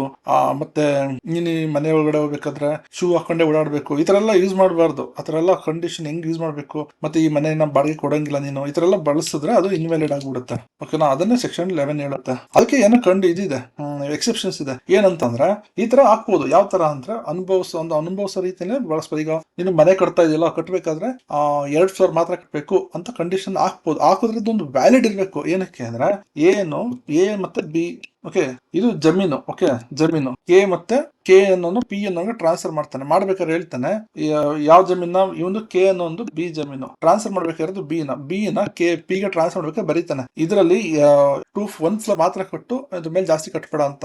ಯಾಕೆ ಅಂದ್ರೆ ಇದಕ್ಕೆ ಎಗೆ 1 ಫ್ಲೋರ್ ಅಂತ ಅಲ್ಲ, ಎಗೆ ಗಾಳಿ ಬೆಳಕು ತಡೆಯಾಗದಿರೋ ತರ ಕಟ್ಟು ಅಂತ ಬರೆದ್ರೆ ಅದು ವ್ಯಾಲಿಡ್ ಆಗುತ್ತೆ. 1 ಫ್ಲೋರ್ ಕಟ್ಟು 2 ಫ್ಲೋರ್ ಆ ತರ ಎಲ್ಲ ಹೇಳೋದಕ್ಕಿಂತ ನನಗೆ ಗಾಳಿ ತಡೆಯಾಗ್ದಂಗೆ ಮನೆ ಕಟ್ಟು ಅಂತ ಹೇಳಿದ್ರೆ ಅದು ವ್ಯಾಲಿಡ್ ಆಗಿರುತ್ತೆ. ಯಾಕೆಂದ್ರೆ ಇವನ ಆಸ್ತಿ ರಕ್ಷಣೆಗೋಸ್ಕರ ಮಾಡಿದ್ರೆ ಅದು ವ್ಯಾಲಿಡ್ ಅಂತ ಕೋರ್ಟ್ ಹೇಳಿದ್ಕಿನ ಇನ್ನೇನಿದೆ ಅಷ್ಟೇ. ಸೆಕ್ಷನ್ 10 ಏನ್ ಹೇಳುತ್ತೆ, ಮಾರೋದ್ರ ಬಗ್ಗೆ ಹೇಳುತ್ತೆ. ಇದು ಹೆಂಗ್ ಯೂಸ್ ಮಾಡೋದು ಬೇಕು ಅದ್ರ ಮೇಲ್ಗಡೆ ಏನಾದ್ರು ರೆಸ್ಟ್ರಿಕ್ಷನ್ಸ್ ಹಾಕೋದು ಅದು ಇನ್ವ್ಯಾಲಿಡ್ ಆಗುತ್ತೆ. ಬಟ್ ಅದಕ್ಕೂ ಎಕ್ಸೆಪ್ಷನ್ ಇದೆ, ಅದು ಎಕ್ಸ್ಪ್ಲೇನ್ ಮಾಡಿದ್ವಿ ಅಷ್ಟೇ, ಇನ್ನೇನು ಆನ್ಸರ್ ಇಲ್ಲ ಇದರಲ್ಲಿ. ಓಕೆ, ನೆಕ್ಸ್ಟ್ ಕ್ವಶನ್ ಹೋದ್ರೆ 4th ಕ್ವಶನ್ ಫಸ್ಟ್ ಯೂನಿಟ್ ಅಲ್ಲಿ. ಇದ್ರಲ್ಲಿ ಏನ್ ಹೇಳುತ್ತೆ, First letter, 4th question. Explain the meaning of vested interest and contingent interest. Distinguish between them. Also explain the meaning of notice. Distinguish between actual and constructive notice. Discuss the doctrine of constructive notice. Okay. ಇದರಲ್ಲಿ 2 question combine ಆಗಿದೆ actually. ಇದ್ರಲ್ಲಿ ಏನಂದ್ರೆ ಇದು normally ಯಾವ್ದನ್ನ ಕೇಳ್ತಾರೆ, ಇದು ನಿಹಿತ ಹಿತಾಸಕ್ತಿ ಘಟನಾಮಿತ ಹಿತಾಸಕ್ತಿ ಬಗ್ಗೆ ಕೇಳ್ತಾನೆ ನಾರ್ಮಲಿ ಒಂದು ಕ್ವಶನ್ ಅಲ್ಲಿ. ಇಲ್ಲ ಇದನ್ನು ಸಪರೇಟ್ ಆಗಿ ಕೇಳ್ತಾನೆ. ನೋಟಿಸ್ ಬಗ್ಗೆ ಸಪರೇಟ್ ಆಗಿ ಕೇಳ್ತಾನೆ. ಮ್ಯಾಕ್ಸಿಮಮ್ ಬರೋದು ಇದೇ ಕ್ವಶನ್ ನಿಮ್ಗೆ ಬರೋದು. ಈ ನೋಟಿಸ್ ಬರೋ ಡೌಟ್, ಬಟ್ ಇದಂತೂ ಗ್ಯಾರಂಟಿ ಬರುತ್ತಾ. ಓಕೆ, ಸೊ ಈ ಸೆಮ್ ಇಲ್ಲ ನೆಕ್ಸ್ಟ್ ಸೆಮ್ ಅಂತ ಬರುತ್ತೆ. ಆತರ ಇದು ಇಂಪಾರ್ಟೆಂಟ್. ಇದು ನಿಮಗೆ ಪ್ರಾಬ್ಲಮ್ಸ್ ಅಂತ ಬರುತ್ತೆ ಗ್ಯಾರಂಟಿ. ಸೆಕ್ಷನ್ 19 then 21 ಇದೊಂದು ತುಂಬಾ ಇಂಪಾರ್ಟೆಂಟ್. 19 ರಿಮೆಂಬರ್ +2 ಹಾಕೋದ್ರೆ ಎಷ್ಟು ಆಗುತ್ತೆ 21. 19, 21 these 2 sections are very important. ಇದ್ರಲ್ಲಿ ಏನ್ ಬರುತ್ತೆ, ನಿಹಿತ ಹಿತಾಸಕ್ತಿ. ನಿಹಿತ ಹಿತಾಸಕ್ತಿ ಅಂದ್ರೆ ನೀವು ಓಕೆ ಏನು ಹತ್ರ ಬಿ ಹೋಗ್ಬಿಟ್ಟು ಕೇಳ್ತೀರಾ, ಏನೋ ಅಮೌಂಟ್ ಬೇಕು, ಇದು ಪ್ರಾಪರ್ಟಿ ಬೇಕು ಅಂತ. ಅವನು ಓಕೆ ಅಂತಾನೆ, ನೀವಿಬ್ರು ಹೋಗ್ಬಿಟ್ಟು ರಿಜಿಸ್ಟ್ರೇಷನ್ ಆಫೀಸ್ ಹೋಗಿ ಟ್ರಾನ್ಸ್ಫರ್ ಮಾಡ್ಕೊಬಿಡ್ತೀರಾ. ಓಕೆ, ಅದನ್ನ ನಿಹಿತ ಹಿತಾಸಕ್ತಿ ಇದ್ದಾಗ ಇರುತ್ತೆ. ಸಡನ್ ಆಗಿ ಹೋಗ್ಬಿಡುತ್ತೆ ನಿಮ್ಗೆ, ಇಮಿಡಿಯೇಟ್ ಆಗಿ ನಿಮ್ಗೆ ಪ್ರಾಪರ್ಟಿ ಫುಲ್ ಟ್ರಾನ್ಸ್ಫರ್ ಆಗ್ಬಿಡುತ್ತೆ. ಅದು ಕಂಡೀಷನ್. ಏನಾದ್ರು ಟ್ರಾನ್ಸ್ಫರ್ ಎ ಅನ್ನೋನು ಬಿ ಅನ್ನೋನ್ಗೆ ಟ್ರಾನ್ಸ್ಫರ್ ಮಾಡ್ಬೇಕಾದ್ರೆ ಏನಾದ್ರು ಕಂಡೀಷನ್ ಆಗ್ತಾನೆ. ಓಕೆ, ನೀನು ಇದರಲ್ಲಿ ಬರೀತಾನೆ ಟ್ರಾನ್ಸ್ಫರ್ ಮಾಡ್ಬೇಕಾದ್ರೆ ಏನಂತ ಬರೀತಾನೆ ಕಂಡೀಷನ್, ಬಿ ಮದ್ವೆ ಆದ್ಮೇಲೆ ಈ ಪ್ರಾಪರ್ಟಿ ಅವನ ಹೆಸರಿಗೆ ಹೋಗುತ್ತೆ, ಮ್ಯಾರೇಜ್ ಆದ್ಮೇಲೆ ಅಂತ ಏನಾದ್ರು ಬರೆದ್ರೆ ಅದನ್ನ ಘಟನಾವಂಬಿತ ಅಂದ್ರೆ ಆ ಘಟನೆ ಆದ್ಮೇಲೆ ಹೋಗ್ಲಿ ಅಂತ ಬರೀತಿದ್ದಾನೆ. ಸೊ ಅದನ್ನ ಘಟನಾವಂಬಿತ ಹಿತಾಸಕ್ತಿ ಅಂತ ಕರೀತಾರೆ. ಅಷ್ಟೇ ಡಿಫರೆನ್ಸ್, ಇನ್ನೇನಿಲ್ಲ ಇದ್ರಲ್ಲಿ, ಏನಿಲ್ಲ. ಸೆಕ್ಷನ್ 19 ಸೆಕ್ಷನ್ 21 ಇದ್ರಲ್ಲಿ ಏನು ಅಂದ್ರೆ ವೆರಿ ಸಿಂಪಲ್. ಬಟ್ ಕ್ವಶನ್ ಬಂದ್ರೆ ಡೀಟೇಲ್ ಆಗಿ ಬರೀಬೇಕು. ಅಂಶಗಳು ಎಸೆನ್ಷಿಯಲ್ಸ್ ಎಲ್ಲ ಬರೀಬೇಕು, ಉದಾಹರಣೆ ಬರೀಬೇಕು, ಕೇಸ್ ಎಲ್ಲ ಬರೀಬೇಕು. ಇದೆಲ್ಲ ಬರೆದ್ರೆ ಒಳ್ಳೆ ಮಾರ್ಕ್ಸ್ ಆಗುತ್ತೆ. ಮತ್ತೆ ಡಿಫರೆನ್ಸ್ ಬರೀಬೇಕು. ಇದನ್ನೆಲ್ಲ ಬರಲ್ಲ. ಇದು ಬೇಕಿದ್ರೆ ನೀವು ಇಗ್ನೋರ್ ಮಾಡಬಹುದು. ತುಂಬಾ ರೇರ್ ಆಗಿ ಕೇಳ್ತಾರೆ ಅದನ್ನ ಕ್ವಶನ್ಸ್ ನ. ಬಟ್ ಇದಂತೂ ತುಂಬಾ ರಿಪೀಟೆಡ್ ಆಗಿ ಕೇಳ್ತಾರೆ ಅಷ್ಟೇ. ನೋಟಿಸ್ ಅಂದ್ರೆ ನೋಟಿಸ್ ಕೊಡಬೇಕು. ಸೆಕ್ಷನ್ 3 ಏನ್ ಹೇಳುತ್ತೆ, ನೋಟಿಸ್ ಇನ್ಫಾರ್ಮ್ ಮಾಡಬೇಕು ಒಬ್ಬನಿಗೆ ಅಂತ. ಅದರಲ್ಲಿ 2 ತರ ನೋಟಿಸ್ ಇದೆ. ಒಂದೊಂದು ಸಹಜ ನೋಟಿಸ್ ಅಂದ್ರೆ ಇನ್ಫಾರ್ಮ್ ಮಾಡ್ಲೇಬೇಕು, ಇದ್ರಲ್ಲಿ ಲೋನ್ ಮೂಲಕ ನಾನು ಮನೆ ತಗೊಂಡಿದ್ದೀನಿ ಅಂತ ಇನ್ಫಾರ್ಮ್ ಮಾಡ್ಬೇಕು. ಅದನ್ನ ಸಹಜ ನೋಟಿಸ್ ಅಂತ ಕರೀತಾರೆ. ಭಾವಿತ ನೋಟಿಸ್ ಅಂತ ಅಂದ್ರೆ ನೀವು ತಗೊಳ್ಬೇಕಾದ್ರೆ ನಾನು ಸರ್ ಅದ್ ನೋಡಿ ಇದ್ ನೋಡಿ ಅಂತ ಹೇಳ್ಬಾರ್ದು. ನೀವು ಒರಿಜಿನಲ್ ಡೀಟೇಲ್ ನೋಡಿ ಅದರಲ್ಲಿ ಯಾರಾದ್ರೂ ಸ್ಟೇ ಆಗಿದಾರಾ, ಮನೆಯಲ್ಲಿ ಸ್ಟೇ ಆಗಿದಾರ ಬೇರೆ ಯಾರು ಅಂತ ನೋಡಿ ಚೆಕ್ ಮಾಡ್ಬಿಟ್ಟು ತಗೊಳ್ಬೇಕು. ಅದು ನಿಮ್ಮ ಕರ್ತವ್ಯ. Means that is your responsibility. ಅದನ್ನೇ ಭಾವಿತ ನೋಟಿಸ್ ಅಂತ ಕರೀತಾರೆ. ಕೋರ್ಟ್ ಅದನ್ನ ನೀವು ನೋಡ್ಬೇಕಿತ್ತು ಅಂತಾನೆ ಹೇಳುತ್ತೆ. ಸಿದ್ಧಾಂತದಲ್ಲಿ ಪ್ರಕಾರ ಅದನ್ನೇ ಹೇಳುತ್ತೆ. ನೀವು ಒಬ್ಬ ಆಲ್ರೆಡಿ ಸೇಲ್ ಮಾಡಿದಾನೆ, ಅದನ್ನ ಇನ್ನೊಬ್ಬನಿಗೆ ಅದೇ ಪ್ರಾಪರ್ಟಿ ಸೇಲ್ ಮಾಡಕ್ಕೆ ಸೇಮ್ ಪರ್ಸನ್ ಹೋಗ್ತಿದ್ರೆ, ಎ ಅನ್ನೋನು ಬಿ ಅನ್ನೋನ್ಗೆ ಸೇಲ್ ಮಾಡಿದಾನೆ, ಅದೇ ಪ್ರಾಪರ್ಟಿ ಎ ಅನ್ನೋ ಸಿ ಅನ್ನೋನ್ಗೆ ಸೇಲ್ ಮಾಡಕ್ ಹೋಗ್ತಿದ್ದಾಗ ಸಿ ನೋಡಿರ್ತಾನೆ ಇವ್ ನಿಧಾನೆ ಅಂತ ಪ್ರಾಪರ್ಟಿ ಒಳಗಡೆ, ಆದ್ರೂ ಸಿ ತಗೊಳ್ತಾನೆ ಮನೇನ. ಸೊ ಯಾರು ಸ್ವತ್ತ ಇಟ್ಕೊಂಡಿದಾರೋ ಮನೇಲಿ ಇದಾರೋ ಅವರೇ ಓನರ್ ಅಂತ ಕಾನೂನು ಕಂಡು, ಅದೇ ಅವರೇ ಓನರ್ ಅಂತ ಕಾನೂನು ಕಂಡ ಪ್ರಕಾರ ವ್ಯಾಲಿಡ್ ಅಂತ ಅನ್ಸುತ್ತೆ. ಸಿ ನೋಡಿದಾನೆ, ಅವ್ನು ಬಿ ಇದಾನೆ ಆದ್ರೂ ತಗೊಂಡಿದ್ದಾನೆ ಅಂದ್ರೆ ಅದು ಇವಂದೇ ತಪ್ಪು. ಓಕೆನಾ ಸರ್, ನನಗೆ ಮಾರ್ಬಿಟ್ಟಿದ್ದಾನೆ ಸರ್, ನಂಗೆ ಕೊಡ್ಸಿ ಅಂತಲ್ಲ ಸಿ ಕೇಳಕ್ಕಾಗಲ್ಲ. ಅವನು ನೋಡಿದ್ರು ಸುಮ್ನೆ ಇದ್ರೆ ಅದು ಸೀನೇ ತಪ್ಪಾಗ್ಬಿಡುತ್ತೆ. ಅದನ್ನೇ ಭಾವಿತ ನೋಡಿ ಅಂದ್ರೆ ಇವನು ಆಟೋಮೆಟಿಕ್ ಚೆಕ್ ಮಾಡ್ಬೇಕು ಯಾರಿದ್ದಾರೆ ಮನೆಯಲ್ಲಿ, ಆ ಡಾಕ್ಯುಮೆಂಟ್ ಒರಿಜಿನಲ್ ಸೇಲ್ ಡೀಡ್ ಅಲ್ಲಿ ಏನಿದೆ ಎಲ್ಲ ಬರ್ದು ಚೆಕ್ ಮಾಡ್ಬೇಕು. ಅದನ್ನ ಭಾವಿತ ನೋಟಿಸ್ ಅಂತ ಕರೀತಾರೆ. ಸಹಜ ನೋಟಿಸ್ ಅಂದ್ರೆ ಅವ್ನು ಹೇಳ್ಬೇಕು, ಆಕ್ಚುಲಿ ಬಾಯ್ಬಿಟ್ಟು ಹೇಳ್ಬೇಕು, ಇವನು ಇದ್ರಲ್ಲಿ ಲೋನ್ ಮೇಲೆ ತಗೊಂಡಿದ್ದೀನಿ, ಲೋನ್ ಇದೆ ಕಟ್ಬೇಕು ಅಂತ ಅಷ್ಟೇ. ಇದ್ರಲ್ಲಿ ಇನ್ನೇನು ಡಿಫ್ರೆನ್ಸ್, ಇದ್ರಲ್ಲಿ ಏನು ಎಕ್ಸ್ಟ್ರಾ ಏನು ಓದೋದೇನಿಲ್ಲ. ಇದ್ರ ವ್ಯತ್ಯಾಸಗಳು ಕೇಳಿದ್ರೆ ಅದನ್ನ ಇವನಿಗೆ ಬಾಯ್ಬಿಟ್ಟು ಹೇಳ್ಬೇಕು. ಇದು ಆಟೋಮೆಟಿಕ್ ಕೋರ್ಟ್ ಅನ್ಕೊಳುತ್ತೆ. ಅವನು actually that is responsibility to verify. ಇದನ್ನು ಗೊತ್ತಿದೆ ಇವನ್ಗೆ ಅಂತ ಕೋರ್ಟ್ ಅನ್ಕೊಳ್ಳುತ್ತೆ. ಈ ಮನೇಲಿ ಇವನು ಇದ್ದಾನೆ ಅಂತಾನೆ ಕೋರ್ಟ್ ಅನ್ಕೊಳ್ಳುತ್ತೆ. ಅವ್ನು ಗೊತ್ತಿರ್ಲಿ ಅದ್ರ ಅನ್ಕೊಳ್ಳಿ. ಅದು ಅವ್ನ ರೆಸ್ಪಾನ್ಸಿಬಿಲಿಟಿ. ಸೇಲ್ ರಿಜಿಸ್ಟ್ರೇಷನ್ ಆಫೀಸ್ ಹೋಗಿ ಚೆಕ್ ಮಾಡಿ ಯಾರಿದ್ದಾರೆ ಚೆಕ್ ಮಾಡಿ ಎಲ್ಲ ಅವನದೇ ರೆಸ್ಪಾನ್ಸಿಬಿಲಿಟಿ. ಇದು ಚೆಕ್ ಮಾಡಿ ತಗೋಬೇಕು ಅಂತ ಕೋರ್ಟ್ ಹೇಳುತ್ತೆ. ಓಕೆನಾ. ಸೆಕ್ಷನ್ 1921 ಬಗ್ಗೆ ಎಕ್ಸ್ಪ್ಲೇನ್ ಮಾಡೋಣ. ಅದೇ ಏನಿಲ್ಲ, ವೆಸ್ಟೆಡ್ ಟ್ರಾನ್ಸ್ಫರ್ ಅಂದ್ರೆ ಇಮಿಡಿಯೇಟ್ ಆಗಿ ಟ್ರಾನ್ಸ್ಫರ್ ಆಗ್ಬಿಡುತ್ತೆ ಅಷ್ಟೇನೆ.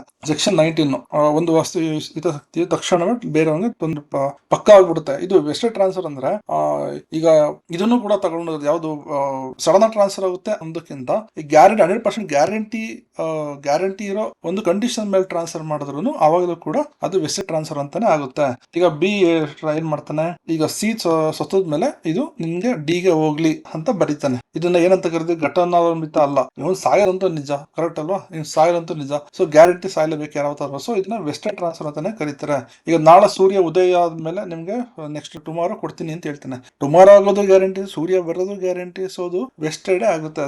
ನಿಹಿತ ಹಿತಾಸಕ್ತಿ ಗ್ಯಾರಂಟಿ ಆಗಿ ಇರೋ 100% ಖಚಿತ ಗ್ಯಾರಂಟಿ ಆಗಿರೋ ಘಟನಾನ್ವಿತನ ಅದ್ರ ಮೇಲೆ ಹೇಳಿದ್ರೆ ಅದು ಕೂಡ ವೆಸ್ಟೆಡ್ ಟ್ರಾನ್ಸ್ಫರ್ ಆಗುತ್ತೆ. ಅದ್ರ ತಕ್ಷಣ ಟ್ರಾನ್ಸ್ಫರ್ ಆಗ್ಬಿಡುತ್ತೆ. ಅದು ಗ್ಯಾರಂಟಿ ಹಂಗೆ ಹೋಗ್ಬಿಡುತ್ತೆ ಆಟೋಮೆಟಿಕ್ ಆಗಿ. ಅದರ ಕಂಡೀಷನ್ ಹಾಕಿದ್ರು ಅಂಶಗಳು ಏನ್ಬೇಕು, ಅವಧಿ ಬರ್ದಿರಲ್ಲ. ಈ ಟೈಮ್ ಹೋಗ್ಬೇಕು ಅಂತ time there is no specific period ಆಗಿ ಮಾಡಿರಲ್ಲ. ನಿರ್ದಿಷ್ಟ ಅವಧಿನ ಸೂಚಿಸಿರಬಾರ್ದು. ಯಾವ್ದೋ ಟೈಮ್ ಸೂಚಿಸಿರಬಾರ್ದು. ತಕ್ಷಣ ಕಾರ್ಯಾಚರಣೆಗೆ ಬರೋ ತರ ಇರ್ಬೇಕು. ಇದು ನಿಶ್ಚಿತ ಘಟನೆ. ಹಸ್ತಾಂತರ ಒಂದು ಘಟನೆಯನ್ನು ಅವಲಂಬಿಸಿದರೆ ಯಾವ್ದೋ ಘಟನೆ ಆಗ್ಬೇಕು ಅಂತಿದ್ರೆ ಅಂತ ಘಟನೆ ನಿಶ್ಚಿತವಾಗಿ ಘಟಿಸುವಂತಿರಬೇಕು. ಉದಾಹರಣೆಗೆ ನೀವು ಮರಣ ಆದ್ಮೇಲೆ ಕೊಡ್ತೀನಿ ಅಂತಂದ್ರೆ ಸಾವು ಹೋಗೋದು ಖಚಿತ ಅಲ್ವಾ. ಸೊ ಆಟೋಮೆಟಿಕ್ ಆಗಿ ಇವ್ನಿಗೆ ಟ್ರಾನ್ಸ್ಫರ್ ಆಗ್ಬಿಡುತ್ತೆ ಆಸ್ ಪರ್ ನಿಶ್ಚಿತ ಹಿತಾಸಕ್ತಿ ಮೀನ್ಸ್ ವೆಸ್ಟೆಡ್ ಇಂಟ್ರೆಸ್ಟ್.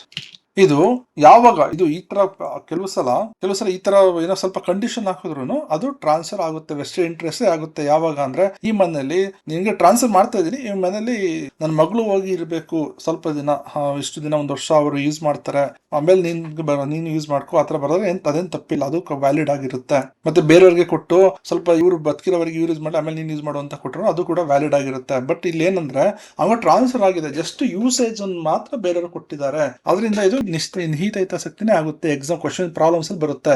ಈ ತರ ಇದೆ, ಇವ್ನಿಗೆ ಕೊಟ್ಟಿದ್ದಾನೆ, ಇದು ಯಾವ ಹಿತಾಸಕ್ತಿ ಬರುತ್ತೆ, ನಿಹಿತನೋ ಇಲ್ಲ ಘಟನಾನ್ವಿತ ಅಂತ ಕೇಳ್ತಾರೆ. ಅವಾಗ ನೀವು ಬರಿಬೇಕು. ಮತ್ತೆ ಇದರಿಂದ ಬರೋ ರೆಂಟ್ ಬರುತ್ತಲ್ಲ, ಆ ರೆಂಟ್ ಇದಕ್ಕೆ ಬ್ಯಾಂಕ್ಗೆ ಹೋಗ್ಲಿ 18 years, ಅದು ಆಮೇಲೆ ಬೇಕಿದ್ರೆ ಇವನ್ ತಗೊಳ್ಳಿ ಅಂತ ಅದು ಕೂಡ ನಿಹಿತ ಹಿತಾಸಕ್ತಿನೇ ಆಗಿರುತ್ತೆ. ಎಯು ತನ್ನ ಆಸ್ತಿಯನ್ನು ಬಿ ನ ಜೀವಿತಾವಧಿವರೆಗೆ ಬದುಕಿರೋವರೆಗೆ ಇರ್ಲಿ, ಬಿ ಯು ಮರಣ ನಂತರ ಸಿ ಸೇರ್ಬೇಕು ಅಂತ ಹೇಳ್ತಾರೆ. ಇಲ್ಲಿ ಸಿ ಹಿತಾಸಕ್ತಿ ನಿಹಿತ ಹಿತಾಸಕ್ತಿ ಇವ್ರಿಗೆ ಇವ್ರಿಗೆ ಇದ್ರ ಮೇಲೆ ಮೀನ್ಸ್ ಜೀವಿತಾವಧಿ ಇಂಟ್ರೆಸ್ಟ್ ಆಗಿ ಜೀವಿತಾವಧಿವರೆಗೆ ಅಂತ ಲೈಫ್ ಇಂಟ್ರೆಸ್ಟ್ ಮಾಡಿದಾರೆ ಅಷ್ಟೇನೆ. ಇಲ್ಲಿ ಇವ್ರಿಗೆ ರಿಯಲ್ ಫೈನಲ್ ಇಂಟ್ರೆಸ್ಟ್ ಇವ್ರಿಗೆ ಹೋಗುತ್ತೆ. ಇವ್ರಿಗೆ ನಿಹಿತ ಹಿತಾಸಕ್ತಿ ಅಂತ ಕರೀತಾರೆ. ಇದು ಇವ್ರಿಗೆ ಜೀವಿತಾವಧಿ ಮತ್ತೆ ಇವ್ರು ಬದುಕಿರೋವರಿಗೆ ಮಾತ್ರ, ಇವ್ರಿಗೆ ಪರ್ಮನೆಂಟ್ ಆಗಿ ಹೋಗುತ್ತೆ ಸಿಗೆ. ಇದು ಕೂಡ ವ್ಯಾಲಿಡ್ ಆಗಿರುತ್ತೆ. ಎಯು ತನ್ನ ಭೂಮಿಯನ್ನು ಬಿ ಯ ಜೀವಿತಾವಧಿವರೆಗೆ ಹಸ್ತಾಂತರಿಸಿ ನಂತರ ಭೂಮಿಯು ಸಿಗೆ ಸೇರ್ಬೇಕು ಅಂತ ಬರೀತಾನೆ. ಇದು ನಿಹಿತ ಹಿತಾಸಕ್ತಿನೇ ಆಗಿರುತ್ತೆ. ಹಿತಾಸಕ್ತಿ ನಿಹಿತ ಆಗಿದೆ ಅಂತ ಹೇಳುತ್ತೆ ಕೋರ್ಟ್. ಸೆಕ್ಷನ್ 19 ಪ್ರಕಾರ ಘಟನಾನ್ವಿತ ನೀನು ಇವ್ರನ್ನ ಮದುವೆ ಆದ್ರೆ ಮಾತ್ರ ಸೆಕ್ಷನ್ ಇದು ಹೋಗುತ್ತೆ. ನೀನು ಮದುವೆ ಆತರ ಹೇಳಿದಾಗ ಏನಾಗುತ್ತೆ, ಒಂದು ಅನಿಶ್ಚಿತ ಆಗುತ್ತೆ. ಅದನ್ನೇ ಅನಿಶ್ಚಿತ ಹಿತಾಸಕ್ತಿ ಅಂತಾನು ಕರೀತಾರೆ. ಇದನ್ನ ಘಟನಾನ್ವಿತ ಅಥವಾ ಅನಿಶ್ಚಿತ ಅಂತಾನು ಕರೀತಾರೆ ಕನ್ನಡದಲ್ಲಿ. ಸೊ ಇದನ್ನ ಕಾಂಟಿಜೆಂಟ್ ಇಂಟ್ರೆಸ್ಟ್ ಅಂತ ಕರೀತಾರೆ. ಅದು ಏನಾದ್ರು ಮದುವೆ ಆಗದೆ ಇದ್ರೆ ಅವ್ರಿಗೆ ಟ್ರಾನ್ಸ್ಫರ್ ಆಗೋದಿಲ್ಲ ಅಷ್ಟೇನೆ. ಇಲ್ಲಿ ಘಟನಾನ್ವಿತ ಘಟನೆ ನಡೆಯೋಕ್ಕಿಂತ ಮುಂಚೆ ಏನಾದ್ರು ಸುತ್ತೋಗ್ಬಿಟ್ರೆ ಅವರ ಮೊಮ್ಮಕ್ಳಿಗೆಲ್ಲ ಹೋಗಲ್ಲ, ಅದು ಅಲ್ಲಿಗೆ ಸ್ಟಾಪ್ ಆಗೋಗ್ಬಿಡುತ್ತೆ. ಅದು ವಾಯ್ಡ್ ಆಗೋಗ್ಬಿಡುತ್ತೆ ಆ ಬರ್ದಿರೋ ಕಾಂಟ್ರಾಕ್ಟ್ ಅಷ್ಟೇನೆ. ಇದು ಗ್ಯಾರಂಟಿ ಸಿಗುತ್ತೆ, ಇದು ಕಂಡೀಷನ್ ಮೇಲೆ ಸಿಗುತ್ತೆ. ಈಗ ಮಕ್ಳಿಗೆ ಬರಲ್ಲ, ಇದು ನಿರೀಕ್ಷೆ ಆಗಿದೆ. ಇದು ಮಕ್ಳಿಗೆಲ್ಲ ಮೊಮ್ಮಕ್ಳಿಗೆಲ್ಲ ಹೋಗಲ್ಲ. ಘಟನೆ ಇದೆಯಲ್ಲ ಅದು ಆಟೋಮೆಟಿಕ್ ಹೋಗ್ಬಿಡೋದು. ಅದು ಆಗಿ ಮದುವೆ ಆಗಿ ಅವ್ನು ಟ್ರಾನ್ಸ್ಫರ್ ಆಗಿದ್ರೆ ಆಮೇಲೆ ಹೋಗುತ್ತೆ ಅವರ ಮಕ್ಳಿಗೆ means person who got the property ಅವ್ರನ್ನ ಮಕ್ಳು ಹೋಗುತ್ತೆ, ಅಲ್ಲಿವರೆಗೆ ಹೋಗಲ್ಲ. ಇದ್ರ ಬೇಕಿದ್ರೆ ಬಳಕೆನ ಬೇಕಾದ್ರೆ ಮುಂದೆ ಹಾಕ್ಬೋದು. ಈಗ ಒಂದು 10 years ನಿಮ್ ತಾಯಿ ಇರ್ಲಿ, ಆಮೇಲೆ ನೀನು ಯೂಸ್ ಮಾಡ್ಕೋದ್ರ ಅದನ್ನ ಯೂಸ್ ಮಾಡುವ ಹತ್ರ ಹೇಳಿದ್ರೆ ಅದೇನ್ ತಪ್ಪೇನಿಲ್ಲ. ಇದರಲ್ಲಿ ಅಂದ್ರೆ ಮದುವೆ ಆದ್ಮೇಲೆ ಹೋಗುತ್ತೆ ಅಂತ ಹೇಳಿದ್ರೆ ಮದುವೆನೇ ಆಗಿದ್ರೆ ಅದು ಹೋಗೋದಿಲ್ಲ ಅಷ್ಟೇನೆ. ಇಲ್ಲಿ ಏನಾದ್ರು ಟ್ರಾನ್ಸ್ಫರ್ ಆಗ್ಬಿಟ್ಟಿರುತ್ತಲ್ವಾ, ಟ್ರಾನ್ಸ್ಫರ್ ಆಗ್ಬಿಟ್ಟಿರೋದು ಇದ್ರಲ್ಲಿ ಏನಾದ್ರು ಸೊತೋಗ್ಬಿಟ್ರೆ ಅವನೇನಾದ್ರು ಆಟೋಮೆಟಿಕ್ ಆಗಿ ಅವರ ಉತ್ತರಾಧಿಕಾರಿಗೆ ಪ್ರಾಪರ್ಟಿ ಟ್ರಾನ್ಸ್ಫರ್ ಆಗುತ್ತೆ. ಇದ್ರಲ್ಲಿ ಅಂದ್ರೆ ಟ್ರಾನ್ಸ್ಫರ್ ಯಾರಿಗ್ ಹೋಗ್ಬೇಕಿತ್ತೋ ಅವನ ಸೊತೋಗ್ಬಿಟ್ರೆ ಅವನ ಮಕ್ಳಿಗೆ ಹೋಗುತ್ತೆ. ಇದರಲ್ಲಿ ಉತ್ತರಾಧಿಕಾರಿಗೆ ಹೋಗಲ್ಲ. ಮೊದಲೇ ಸೊತೋಗ್ಬಿಟ್ಟು ಘಟನೆ ನಡೆಯಕ್ಕೆ ಮುಂಚೆ ಏನಾದ್ರು ಸೊತೋಗ್ಬಿಟ್ರೆ ಉತ್ತರಾಧಿಕಾರಿಗಳಿಗೆ ಹೋಗೋದಿಲ್ಲ ಅಷ್ಟೇನೆ. ಇದ್ರಲ್ಲಿ ಯಾವುದೇ ಷರತ್ತು ಇರಲ್ಲ, ಇದರಲ್ಲಿ ಷರತ್ತು ಇರುತ್ತೆ. ಷರತ್ತು ಪೂರೈಸಿದ್ರೆ ಮಾತ್ರ ಟ್ರಾನ್ಸ್ಫರ್ ಆಗುತ್ತೆ, ಇಲ್ಲಾಂದ್ರೆ ಟ್ರಾನ್ಸ್ಫರ್ ಆಗೋದಿಲ್ಲ. ಸೂಚನೆ ಹೇಳಿದ್ನಲ್ಲ ಅಷ್ಟೇನೆ. ಸೂಚನೆ ಅಂದ್ರೆ ಕೊಟ್ಟಿರ್ಬೇಕು ಮಾಡಬೇಕು, ಸಹಜ ಸೂಚನೆ, ಇನ್ನೊಂದು ಆಕ್ಚುಲ್ ನೋಟಿಸ್, ಇನ್ನೊಂದೇನು ಕನ್ಸ್ಟ್ರಕ್ಟಿವ್ ನೋಟಿಸ್. ಇದರಲ್ಲಿ ಆಟೋಮೆಟಿಕ್ ನೀವು ತಿಳ್ಕೊಂಡಿದ್ದೀರಾ ಅಂತ ಕೋರ್ಟ್ ನಂಬುತ್ತೆ.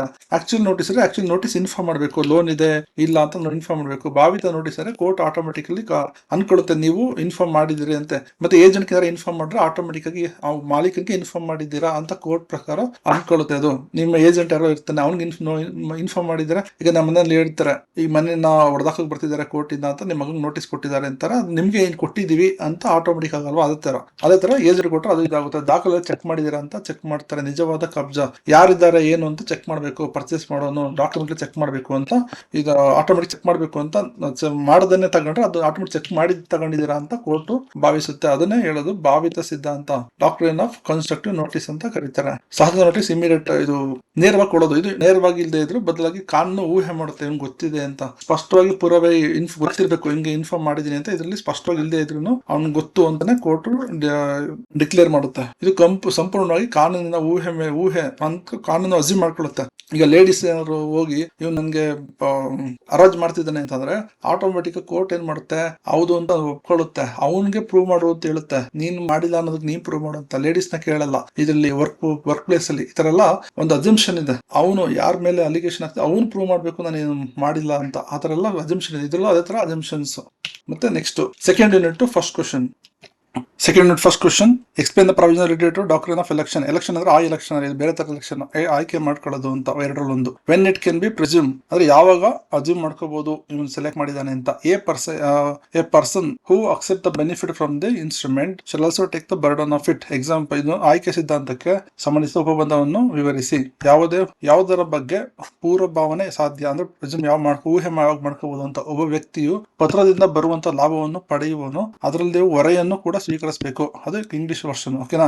ಇದೇನಿಲ್ಲ, ಸಿಂಪಲ್ ಎಕ್ಸ್ಪ್ಲೇನ್ ಮಾಡ್ತೀನಿ ನೋಡಿ. ಎ ಮತ್ತೆ ಬಿ ಇಬ್ರು ಮಕ್ಕಳು. ಓಕೆನಾ? ಇವನ ಹತ್ರ ಒಂದು ಕಾರ್ ಇದೆ, ಇವನ ಹತ್ರ ಏನು ಇಲ್ಲ. ಅದಕ್ಕೆ ಇವನು ಅಳ್ತಿದ್ದಾನೆ ಆ ಕಾರ್ ಬೇಕು ಅಂತ. ಅದಕ್ಕೆ ಗ್ರ್ಯಾಂಡ್ ಮಾ ಬರ್ತಾರೆ. ಬಂದ್ಬಿಟ್ಟು ಅವ್ರು ಹೇಳ್ತಾರೆ, ನೋಡು ನಿನ್ಗೆ ಈ ಸೈಕಲ್ ಕೊಡ್ತೀನಿ, ನೀನ್ ಈ ಕಾರ್ನ ಇವನ್ಗೆ ಕೊಡು ಅಂತ ಹೇಳ್ತಾರೆ. ಈ ಏನೊಂದು ಬಂದ್ಬಿಟ್ಟು ಓಡ್ ಬಂದು ಸೈಕಲ್ ತಗೋಬಿಟ್ರೆ ಅದ್ರ ಅರ್ಥ ಏನು, ಕಾರ್ ಕೊಡ್ಲೇಬೇಕಾಗುತ್ತೆ, ಅವನು ಕೊಡಕ್ ರೆಡಿ ಇದ್ದಾನೆ ಅಂತ ಅಸ್ಯೂಮ್ ಮಾಡ್ಕೋಬೇಕು. ಓಕೆ, ಅದೇ ತರ ದೊಡ್ಡ ವಿಷಯದಲ್ಲಿ ಹೆಂಗೆ ಅಂದ್ರೆ, ಎ ಬಂದ್ಬಿಟ್ಟು ಸೈಕಲ್ಗೆ ತಗೊಳ್ತೀನಿ ಅಂತ ತಗೋಬಿಟ್ರೆ, ಏನಾದ್ರು ಅಗ್ರಿಮೆಂಟ್ ಸೈನ್ ಮಾಡಿದ್ರೆ ಸೈಕಲ್ ತಗೊಳ್ತೀನಿ ಅಂತ, ಆ ಅಗ್ರಿಮೆಂಟ್ ಅಲ್ಲಿ ಅಜ್ಜಿ ಬರ್ದಿರ್ತಾರೆ. ಓಕೆ, ಅಜ್ಜಿ ಬರ್ದಿರ್ತಾರೆ ಅಗ್ರಿಮೆಂಟ್ ಅಲ್ಲಿ ಏನಂತ, ನೀನ್ ಈ ಸೈಕಲ್ ತಗೊಂಡ್ರೆ ಆ ಕಾರ್ನ ಅವನು ಕೊಡು, ಬಿ ಗೆ ಕೊಡ್ಬೇಕಾಗುತ್ತೆ. ಸೈಕಲ್ ತಗೊಂಡ್ರೆ ಕಾರ್ನ ಬಿ ಗೆ ಕೊಡ್ಬೇಕಾಗುತ್ತೆ ಅಂತ ಅಗ್ರಿಮೆಂಟ್ ಬರ್ದಿರ್ತಾರೆ. ಇವನು ಬಂದ್ಬಿಟ್ಟು ಸೈಕಲ್ ತಗೋಬಿಟ್ರೆ ಆಟೋಮೆಟಿಕ್ ಆಗಿ ಇವನು ಕಾರ್ನ ಕೊಡಕ್ ಒಪ್ಕೊಂಡಿದ್ದಾನೆ ಅಂತ ಕಾನೂನು ಅಸ್ಯೂಮ್ ಮಾಡ್ಕೊಳ್ಳುತ್ತೆ. ಬಂದ್ಬಿಟ್ಟು ಸೈನ್ ಮಾಡ್ಬಿಟ್ರೆ ಇದಕ್ಕೆ ಸೈನ್ ಮಾಡಿದ್ರೆ ಅದು ಲೀಗಲಿ ಆಗಿಬಿಡುತ್ತೆ. ಬಟ್ ಇವನೇನೋ ಬಂದು ತಗೊಂಡು ಯೂಸ್ ಮಾಡಿ ಚೆನ್ನಾಗಿ ಎಲ್ಲಾ ಕಡೆ ಯೂಸ್ ಮಾಡಿ ಎಲ್ಲ ಮುಗಿದು 1 ವರ್ಷ 2 ವರ್ಷ ಯೂಸ್ ಮಾಡ್ತಾನೆ ಇದ್ರೆ ಮೀನ್ಸ್ ಈ ಕಾರ್ ಕೊಡಕ್ ರೆಡಿ ಇದ್ದಾನೆ ಅಂತ ಕೋರ್ಟ್ ಅಸ್ಯೂಮ್ ಮಾಡ್ಕೊಳ್ಳೋದು. ಅದನ್ನೇ ಹೇಳೋದು ಆಯ್ಕೆ ಸಿದ್ಧಾಂತ ಅಂದ್ರೆ. ಡಾಕ್ಟ್ರಿನ್ ಒಂದು ಆಯ್ಕೆ ಮಾಡ್ಕೊಂಡ್ರೆ ಇದ್ರಲ್ಲಿ ಯಾವಾಗ ಈ ಕ್ವಶನ್ ಹೆಂಗಿರುತ್ತೆ ಅಂದ್ರೆ, ಒಂದು ಕಳ್ಕೊಳ್ಳೋ ತರ ಇರುತ್ತೆ, ಇನ್ನೊಂದು ಪಡ್ಕೊಳ್ಳೋ ತರ ಇರುತ್ತೆ. ಯಾರಾದ್ರು ಬಂದ್ಬಿಟ್ಟಿರ್ತಾರ, ನನಗೆ ಇದನ್ನ ಕೊಡ್ತೀನಿ, ನೀನು ಅದನ್ನ ಅವನು ಕೊಡು ಅಂತ. ನೋಡಿ, ಈ ಕಾರು ಇವಂದು, ಏದು ಕಾರು ಆಕ್ಚುಲಿ ಎ ಓನರ್ ಅದಕ್ಕೆ. ಓಕೆನಾ? ಈ ಕಾರು ಈ ಗ್ರ್ಯಾಂಡ್ ಮದರ್ದಲ್ಲ. ಓಕೆ, ಈಗ ಹೇಗೆ ಅವ್ರ ಅಪ್ಪ ಕೊಡ್ಸಿರೋ ಕಾರ್ ಅದು. ಸೊ ಏದು ಸ್ವಂತ ಕಾರು, ಈಗ ಅವನು ಸ್ವಂತ ಆಟ ಆಡೋ ಕಾರ್ ಅದು. ಓಕೆನಾ? ಈ ಗ್ರ್ಯಾಂಡ್ ಮದರ್ ಅದ್ರ ಮೇಲೆ ಯಾವ ಹಕ್ಕು ಇಲ್ಲ. ಆದ್ರೂ ಏನ್ ಮಾಡ್ತಿದ್ದಾರೆ, ನನಗೆ ಸೈಕಲ್ ಕೊಡ್ತೀನಿ, ಕಾರ್ನ ಅವನು ಕೊಡು ಅಂತ ಹೇಳ್ತಿದ್ದಾರೆ. ಅಂದ್ರೆ ಈ ಕಾರ್ ಅಧಿಕಾರ ಇಲ್ಲ ಗ್ರ್ಯಾಂಡ್ ಮದರ್ಗೆ, ಅಂದ್ರೆ ಅಜ್ಜಿಗೆ ಇದ್ರ ಕಾರ್ ಮೇಲೆ ಯಾವ ಅಧಿಕಾರ ಇಲ್ಲ. ಆದ್ರೂ ಅಗ್ರಿಮೆಂಟ್ ಬರೀತಾರೆ, ನೀನು ಇದನ್ನ ಇವನು ಕೊಡ್ಬೇಕು, ಅವಾಗ ನಾನು ಇದನ್ನ ನಿನ್ ಕೊಡ್ತೀನಿ ಅಂತ. ಅವಾಗ ಬಂದ್ಬಿಟ್ಟು ಸೈಕಲ್ ಇಸ್ಕೊಬಿಟ್ರೆ ಕಾರು ಬೇಗ ಹೋಗ್ಬಿಡುತ್ತೆ. ಓಕೆನಾ?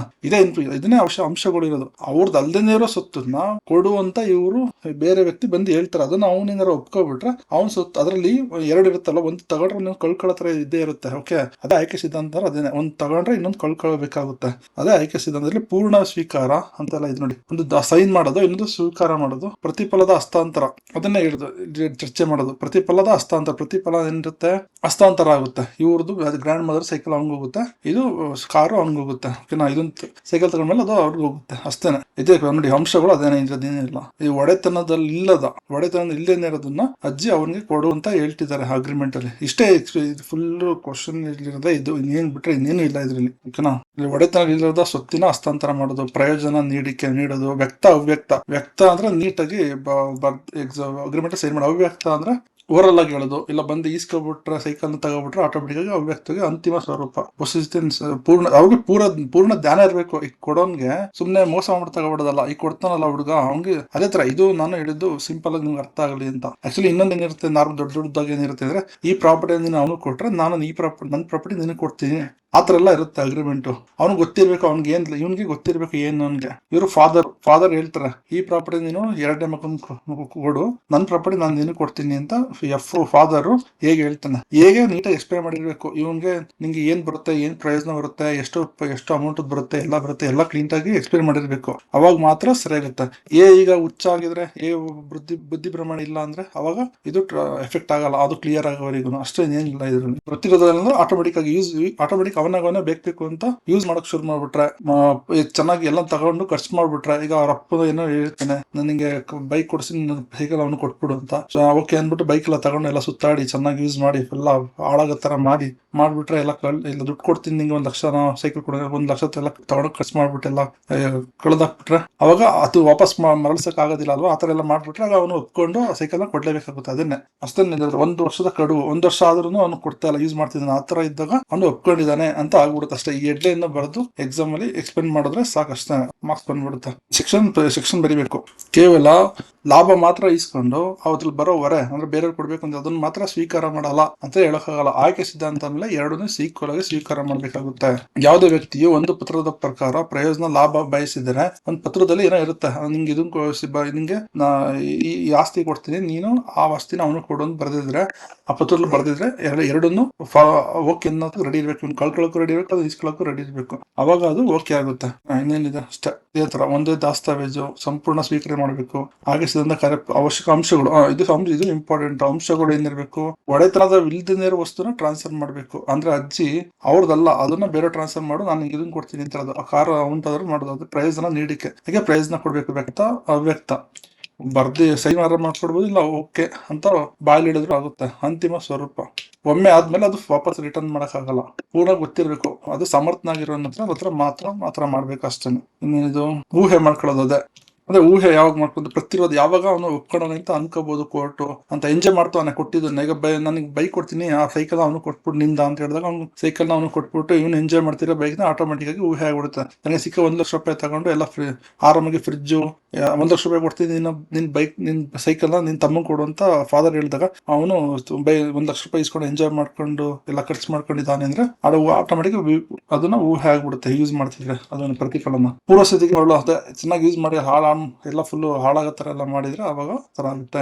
ಹಸ್ತಾಂತರಿತ ಅಂದ್ರೆ ಟ್ರಾನ್ಸ್ಫರ್ ಇರ್ತಾನಲ್ಲ, ಈಸ್ಕೊಂಡವನು ಅವನು ಸತ್ತೋಗ್ಬಿಟ್ರೆ ಅಲ್ಲಿ ಯಾವುದೇ ಟ್ರಾನ್ಸ್ಫರ್ ಆಗೋದಿಲ್ಲ ಅಷ್ಟೇ, ಇನ್ನೇನಿಲ್ಲ. ಅಲ್ಲಿ ಶೂನ್ಯ ಆಗ್ಬಿಡುತ್ತೆ. ಆಯ್ಕೆ ಮಾಡಲಾಗದ ಕಾರಣದಿಂದ ಅದು ಶೂನ್ಯ ಆಗ್ಬಿಡುತ್ತೆ ಅಷ್ಟೇ. ನಿರಾಶನಾದ 3ನೇ ವ್ಯಕ್ತಿಗೆ ಪರಿಹಾರ.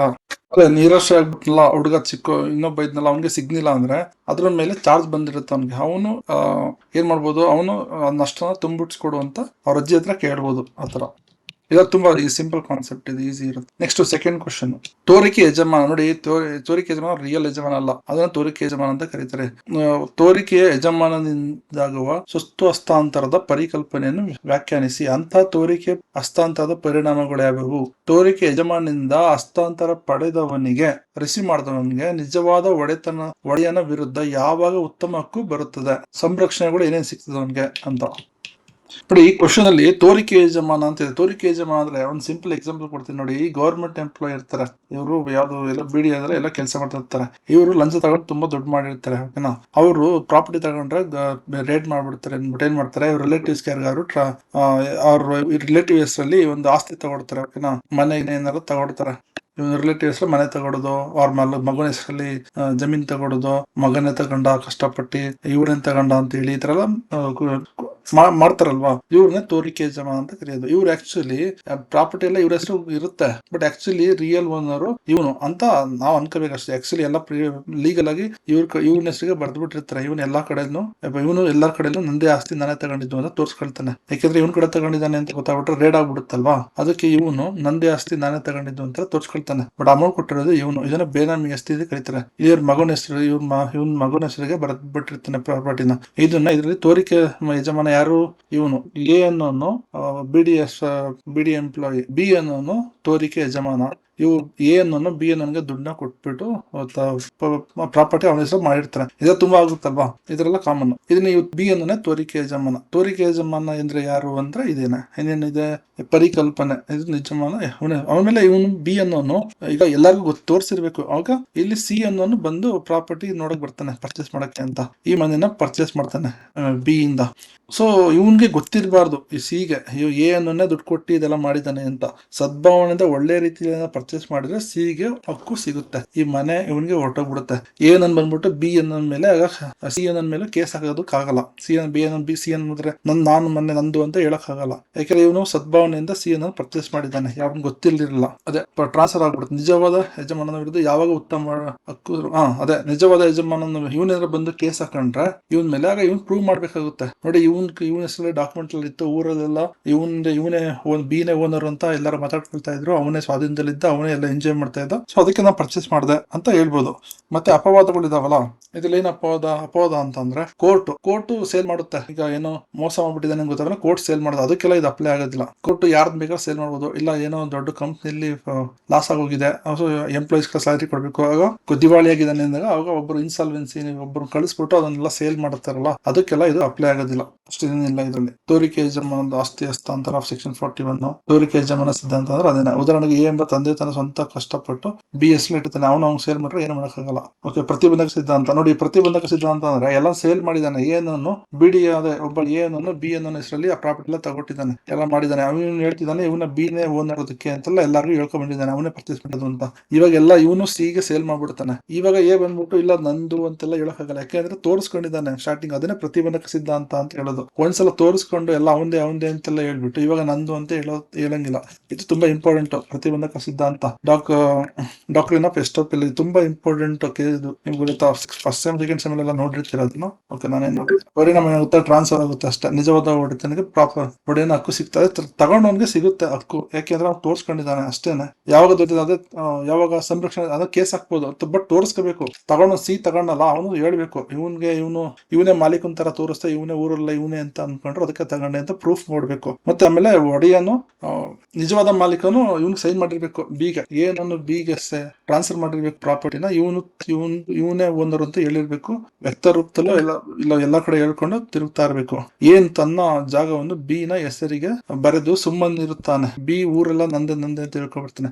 ಆದ್ರೆ ಇಲ್ಲಿ ನೋಡಿ ಇನ್ನೊಂದು ಇಂಪಾರ್ಟೆಂಟ್, ಇವನಾರು ಹುಚ್ಚ ಆಗಿದ್ರೆ, ಇವನು ಅಪ್ರಾಪ್ತ ಆಗಿದ್ರೆ, ಆಗ ಇವನು ಬಿ ಹೆಸರಿಗೆ ಟ್ರಾನ್ಸ್ಫರ್ ಮಾಡಿದ್ರು ಆಗ ಸಿ ತಗೊಳಕ್ ಆಗಲ್ಲ ಅದನ್ನ. ಓಕೆನಾ, ಯಾಕೆಂದ್ರೆ ಇವನು ಏನೋ ಗೊತ್ತಿಲ್ಲ ಟ್ರಾನ್ಸ್ಫರ್ ಮಾಡ್ಬಿಟ್ಟಿರ್ತಾನೆ. ಈಗ ಬಿ ಅನ್ನೋನು ಏನಂತ ಎದುರಿಸ್ಬಿಟ್ಟು ತಗೊಂಡಿದ್ರೆ ಅವಾಗ ಇದು ಸಿಗೆ ಪ್ರೊಟೆಕ್ಷನ್ ಸಿಗೋದಿಲ್ಲ, ಆಗ ಸಿಗೆ ಟ್ರಾನ್ಸ್ಫರ್ ಆಗೋದಿಲ್ಲ. ಏನಾರ ಬಿ ಅನ್ನೋನು ಏನಂತ ಏನೋ ಮೋಸ ಮಾಡ್ತಾರೆ ಅವಾಗ ಬರೋದಿಲ್ಲ. ಓಕೆನಾ, ಅಷ್ಟೇ ಇದು ಕ್ವಶನ್ಸ್, ಎಕ್ಸ್ಪ್ಲನೇಷನ್ ಏನಿಲ್ಲ. ಆಮೇಲೆ ಹೆಡ್ಲೈನ್ ಮುಗಪ್ ಮಾಡಿ ಎಕ್ಸ್ಪ್ಲೇನ್ ಮಾಡ್ಬೇಕು ಅಷ್ಟೇ. ನ್ಯಾಯಾಲಯದ ಮುಖ ಅದಕ್ಕೆಲ್ಲ ಇದು ಬರಲ್ಲ. ಅದೇ ತೋರಿಕೆ ಮಾಡಿಕಂತ ಪರ್ಚೇಸ್ ಮಾಡ್ತಾನೆ. ಫಲಾನುಭವಿ ಪೂರೈಸಿ ಎಲ್ಲಾ ಅಂಶ 4 ಷರತ್ತುಗಳು ಪೂರೈಸಿದ್ರೆ ಪ್ರತಿಫಲ ಖರೀದಾರನ್ನು ಮುಗ್ಧನಾಗಿ ಪರ್ಚೇಸ್ ಮಾಡ್ಬೇಕು. ಅವ್ನ್ ಗೊತ್ತಿರಬಾರ್ದು ಇವನು ಆಕ್ಚುಲಿ ಅವನ್ ಪ್ರಾಪರ್ಟಿ ಇವನ್ ಕೊಟ್ಟಿದ್ದಾನೆ, ಇವನು ಸೇಲ್ ಮಾಡ್ತಾನೆ, ಆ ತರ ಎಲ್ಲ ಗೊತ್ತಿರಬಾರ್ದು ಅವ್ನಿಗೆ. ಆವಾಗ ನ್ಯಾಯಾಲಯ ಅವ್ನಿಗೆ ಪ್ರೊಟೆಕ್ಷನ್ ಕೊಡುತ್ತೆ, ಪರ್ಚೇಸ್ ಮಾಡಿದಂಗೆ ಸಿಗೆ ಪ್ರೊಟೆಕ್ಷನ್ ಕೊಡುತ್ತೆ ಅಷ್ಟೇ, ಇನ್ನೇನಿಲ್ಲ ಇದರಲ್ಲಿ ಕ್ವಶನ್ ಅಲ್ಲಿ. Next second unit third question. Now we will go with the unit 2 question number 3. This is very very important. I am telling you, ನೀವು ಮುಂದೆ ಫ್ಯೂಚರ್ ಅಡ್ವೊಕೇಟ್ ಆಗಿ ತುಂಬಾ ಒಳ್ಳೆ ಪೊಸಿಷನ್ ಹೋಗಬೇಕು, ತುಂಬಾ ಒಳ್ಳೆ ಅರ್ನಿಂಗ್ ಮಾಡಬೇಕು ಅಂದ್ರೆ this problem is very important. This question ತುಂಬಾ ಕೇರ್ಫುಲ್ ಆಗಿ ನೋಡಿ. ಇದರಿಂದ ನಿಮ್ಗೆ ಒಳ್ಳೆ ಕ್ಲೈಂಟ್ ಸಿಗ್ತಾರೆ, ತುಂಬಾ ಇವನ್ ಒಳ್ಳೆ ಫೀಸ್ ಕೂಡ ಸಿಗುತ್ತೆ. ಓಕೆ, ಇದೆಲ್ಲ ನೀವು ಓದ್ಬೇಕು, ಫೀಸ್ ಬಗ್ಗೆ ಥಿಂಕ್ ಮಾಡಬಾರ್ದು, ಅದು ಓಕೆ. ಬಟ್ ಈ ತರ ಇದ್ರಿಂದ ನಿಮ್ಗೆ ಮೋಟಿವೇಶನ್ ಬರುತ್ತೆ ಓದೋದಕ್ಕೆ. ಸೊ ಅದಕ್ಕೆ ಹೇಳ್ತಾ ಇದ್ದೀನಿ, ಇದು ತುಂಬಾ ಇಂಪಾರ್ಟೆಂಟ್. ಇದರಿಂದ ತುಂಬಾ ಕೇಸ್ ಸಿಗುತ್ತೆ ನಿಮ್ಗೆ ಫ್ಯೂಚರ್ ಅಲ್ಲಿ. ಇದು ನೀಟಾಗಿ ಗೊತ್ತಿದ್ರೆ ನಿಮ್ಗೆ ನೀವು ತುಂಬಾ ಜನಕ್ಕೆ ಹೆಲ್ಪ್ ಮಾಡಬಹುದು, ನೀವು ಕೂಡ ಪ್ರಾಫಿಟ್ ಮಾಡ್ಕೋಬಹುದು. ಸೊ ತುಂಬಾ ಕೇಸ್ ಅಟೆಂಡ್ ಮಾಡಿ ನಿಮ್ಗೂ ಕೂಡ ಫೀಸ್ ಸಿಗುತ್ತೆ. ಇದೆಲ್ಲ ನೀಟಾಗಿ ಗೊತ್ತಿರಬೇಕು. So this very important, very very important case. Lease pendency ಸಿದ್ಧಾಂತ ಇದು ತುಂಬಾ ಚೆನ್ನಾಗಿ ಅರ್ಥ ಮಾಡ್ಕೊಳ್ಳಿ, ತುಂಬಾ ಫ್ಯೂಚರ್ ಚೆನ್ನಾಗಿ ಹೆಲ್ಪ್ ಆಗುತ್ತೆ. ಈಗ transfer made during the pendency of the litigation in the transfer of property act with help of suitable illustration and case. ಈ ತರ ಕ್ವಶನ್ ಎಕ್ಸಾಮ್ ಅಂದ್ರೆ ರಿಯಲ್ ಆಗಿ ಬಂದಿರೋ ಕ್ವಶನ್ ಇದು. ಓಕೆ, ಸೂಕ್ತ ಉದಾಹರಣೆಗಳೊಂದಿಗೆ ಪ್ರಕರಣಗಳೊಂದಿಗೆ ಸ್ವತ್ತು ಹಸ್ತಾಂತರ ಅಧಿನಿಯಮದಲ್ಲಿನ ದಾವೆ ಬಾಕಿ ಅವಧಿಯ ಅಂದ್ರೆ ವಿವಾದದಲ್ಲಿರುವ ಸ್ವತ್ತಿನ ವರ್ಗಾವಣೆ. ಇದೆಲ್ಲ ಯಾಕೆ ಬ್ರಾಕೆಟ್ ಕೊಟ್ಟಿದ್ದೀನಿ ಅಂದ್ರೆ ಕ್ವಶನ್ ಈ ತರನು ಕೇಳಿದ್ದಾರೆ ಅಂತ ಅರ್ಥ. ಇತ್ಯರ್ಥವಾಗದೇ ಇರುವ ವ್ಯಾಜ್ಯ ಅಂತಾನು ಕೇಳ್ತಾರೆ, ವಿವಾದದಲ್ಲಿರುವ ಸ್ವತ್ತಿನ ವರ್ಗಾವಣೆ ಅಂತಾನು ಕೇಳ್ತಾರೆ. ಸಿದ್ಧಾಂತವನ್ನು ಅಂದರೆ ಇತ್ಯರ್ಥದಲ್ಲಿರುವ ವ್ಯಾಜ್ಯದ ಸಮಯದಲ್ಲಿ ಮಾಡಲ್ಪಟ್ಟ ಹಸ್ತಾಂತರಕ್ಕೆ ಅನ್ವಯಿಸುವ ಉಪಬಂಧವನ್ನು ವಿವರಿಸಿ. ಈ ತರ ಕ್ವಶನ್ ಬರುತ್ತೆ. ಓಕೆ, ತುಂಬಾ ಇಂಪಾರ್ಟೆಂಟ್, ವೆರಿ ಇಂಟ್ರೆಸ್ಟಿಂಗ್. ಓಕೆ, ಕೇಳಿಸ್ಕೊಳ್ಳಿ, ಚೆನ್ನಾಗಿದೆ. It is not only for students, actually for every one is very important. And for normal people also this one is very important, very ಇಲ್ಲ ಎಕ್ಸ್ಪ್ಲೇನ್ ಮಾಡೋದು simple ಆಗಿ. ಏನಿಲ್ಲ, ಇದಂದ್ರೆ ಇಂದು property ಇದೆ. ಓಕೆನಾ, ಇದೊಂದು property ಇದೆ. ಇವರಿಬ್ರು ಅಣ್ಣ ತಮ್ಮದಿರು. ಓಕೆನಾ, ಇವನು ಎ ಮತ್ತೆ ಇವನು ಬಿ. ಇವರಿಬ್ರಿಗೆ ಫಾದರ್ ಇದ್ದಾರೆ, ಎಫ್ ಫಾದರ್. ಓಕೆ, ಎಫ್ ಫಾದರ್ದು ಒಂದು ಮನೆ ಇತ್ತು, ಅದೇ ಇದು ಮನೆ. ಈ ಫಾದರ್ ಹತ್ರ ಇವನು ಏನು ಮನೆನ ಬರ್ಸ್ಕೊಬಿಟ್ಟಿದ್ದಾನೆ. ಓಕೆ, ಈಗ ಅದು ಬಿ ಗೊತ್ತಿಲ್ಲ. ಈಗ ಎಫ್ ಫಾದರ್ ಎಕ್ಸ್ಪೈರ್ ಆಗಿದ್ದಾರೆ, ಈಗ ಅವ್ರಿಲ್ಲ, ಬದುಕಿಲ್ಲ. ಇವಾಗ ಬಿ ಅನ್ನೋ ಕೇಸ್ ಆಗ್ತಾನೆ. ಅದು ಬರ್ಸ್ಕೊಂಡಿರೋದು ಮೋಸ, ನಮ್ಗೆ ಫಾದರ್ಗೆ ಎದುರಿಸಿ ಅವ್ರಿಗೆ ಗೊತ್ತಿಲ್ಲದೆ ಇರೋ ಟೈಮಲ್ಲಿ ಅವ್ರಿಗೆ ಹುಷಾರಿರ್ಲಿಲ್ಲ, ಆ ಟೈಮಲ್ಲಿ ಬರ್ಸ್ಕೊಂಡಿದ್ದಾನೆ ಇವನು, ಅವ್ರದ್ದು ಸರಿ ಇಲ್ಲ ಅಂತ ಕೇಸ್ ಆಗ್ತಾನೆ. ಬಿ ಅನ್ನೋನು ಕೋರ್ಟ್ ಕೇಸ್ ಆಗ್ತಾನೆ. ಓಕೆನಾ, ಅದು ನಿಜನೂ ಇರ್ಬೋದು, ಸುಳ್ಳು ಇರ್ಬೋದು. ಈ ಕೋರ್ಟ್ ಅಲ್ಲಿ ಕೇಸ್ ಹಿಡಿತಾ ಇದೆ. ಓಕೆ, ಅದನ್ನ ಲೀಸ್ ಪೆಂಡೆನ್ಸಿ ಬರ್ತದೆ. ಅಂದ್ರೆ ದಾವೆ ಈಗ ಕೋರ್ಟ್ ಅಲ್ಲಿ ಇದೆ. ಈ ತರ ಕೋರ್ಟ್ ಕೇಸ್ ಇರೋದನ್ನ ಎಲ್ಲೇ ಭಯ ಪಡ್ತಾರಲ್ವಾ, ಮುಟ್ಬಾರ್ದು, ಕೋರ್ಟ್ ಕೇಸ್ ಇದೆ ಅಂತ ಭಯ ಪಡ್ತಾರೆ. ಯಾರು ಮುಟ್ಟೋದಕ್ಕೆ ಹೋಗಲ್ಲ. ಪ್ರಾಪರ್ಟಿ ವ್ಯಾಲ್ಯೂ ಫುಲ್ ಡೌನ್ ಆಗೋಗ್ಬಿಡುತ್ತೆ. ಪ್ರಾಪರ್ಟಿ ಸೇಲೆ ಮಾಡಕ್ಕಾಗಲ್ಲ, ಏನನ್ನು ಯೂಸೇ ಮಾಡಕ್ಕಾಗಲ್ಲ. ಅದು ರಿಯಲ್ ಆಗಿ ಟ್ರಾನ್ಸ್ಫರ್ ಮಾಡಿರ್ಬೋದು ಫಾದರ್ ಅವ್ರ ಮಗನ್ಗೆ, ಆದ್ರೂ ಕೂಡ ಈ ತರ ಎಲ್ಲ ಆಗಿದೆ, ಚಾನ್ಸಸ್ ಇದೆ. ಸೊ ಕೋರ್ಟ್ ಅಲ್ಲಿ ಕೇಸ್ ಹಾಕ್ಬಿಟ್ಟಿದ್ದಾನೆ ಬಿ ಅನ್ನೋನು ಹೇಳ್ತಾನೆ, ಈ ಪ್ರಾಪರ್ಟಿ ನಲ್ಲಿ ನನ್ಗೂ ಶೇರ್ ಬರ್ತದೆ ಅಂತ. ಏನ್ ಹೇಳ್ತಾನೆ, ಇದು ನಿನ್ಗೆ ಫಾದರ್ ನನಗ್ ಬರ್ದಿರೋದು, ನಿನ್ಗೆ ಕೊಡ್ಬೇಕು ಅಂತ ಹೇಳ್ತಾನೆ. ಸೊ ಕೋರ್ಟ್ ಕೇಸ್ ಹಿಡಿದಿದೆ. ಇಲ್ಲ, ಅವ್ರು ಫೋರ್ಸ್ಫುಲ್ ಆಗಿ ಅವ್ರಿಗೇನೋ ಟ್ಯಾಬ್ಲೆಟ್ ಹಾಕಿ ಬರ್ಸ್ಕೊಂಡು ಏನೋ ಮಾಡಿದ್ದಾರೆ. ಅವ್ರಿಗೆ ಹುಷಾರಿಲ್ಲ, ಆಕ್ಚುಲಿ ಅವರು ಇಲ್ಲ, ಏನಾದ್ರು ಅಬ್ನಾರ್ಮಲ್ ಆಗಿದ್ರು, ಮೀನ್ಸ್ ಅವ್ರಿಗೆ ಬ್ರೈನ್ ಅಷ್ಟು ಸ್ಟೇಬಲ್ ಇಲ್ಲ ಅಂತ ಕೋರ್ಟ್ ಕೇಸ್ ಹಾಕೊಂಡಿದ್ದಾರೆ. ಈಗ ಇಲ್ಲಾಂದ್ರೆ ಫಾದರ್ ಏನೋ ಮಗಳನ್ನ ಬಿಟ್ಬಿಟ್ಟು ಸೈನ್ ಮಾಡ್ಕೊಂಡಿರ್ತಾರೆ. ಆಗ್ಲೂ ಮಗಳು ನನ್ಗೂ ಬರ್ಬೇಕಿತ್ತು, ನನ್ನನ್ನ ಬಿಟ್ಬಿಟ್ಟು ಅವರು ಪ್ರಾಪರ್ಟಿ ತಗೋಬಿಟ್ಟಿದ್ದಾರೆ ಅಂತ ಮಗಳು ಕೇಸ್ ಹಾಕೊಂಡಿರ್ತಾಳಲ್ವಾ.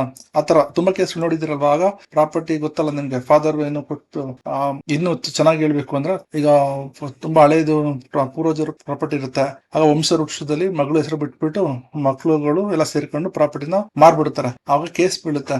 ಆತರ ಎಲ್ಲ ಕೇಸ್ ಬೀಳಿದೆಲ್ಲ, ನಂಗೆ ಪ್ರಾಪರ್ಟಿ ಬೇಕು ಅಂತ ಹೆಣ್ಮಕ್ಳು ಕೇಳ್ತಾಳೆ. ಅವಾಗ ಫಾದರ್ ಮಕ್ಳೆಲ್ಲ ಏನ್ ಮಾಡ್ತಾರೆ, ಅವಳು ವಂಶ ವೃಕ್ಷನ ಬಿಡಿಸ್ಬಿಟ್ಟು ಪ್ರಾಪರ್ಟಿನ ಸೇಲ್ ಮಾಡೋದಕ್ಕೆ ಅಂತ ಹೋಯ್ತಿರ್ತಾರೆ. ಆ ಟೈಮ್ಲಿ ಕೇಸ್ ಹಾಕೋಬಿಡ್ತಾರೆ ಮಗಳು. ಇದರೆಲ್ಲ ಸಿಚುವೇಶನ್ ನೋಡಿದಿರಲ್ವಾ. ಈಗ ಪ್ರಾಪರ್ಟಿ ಇರುತ್ತೆ, ಇದರಲ್ಲಿ ಫಾದರ್ ಇರ್ತಾರೆ, ಎ ಬಿ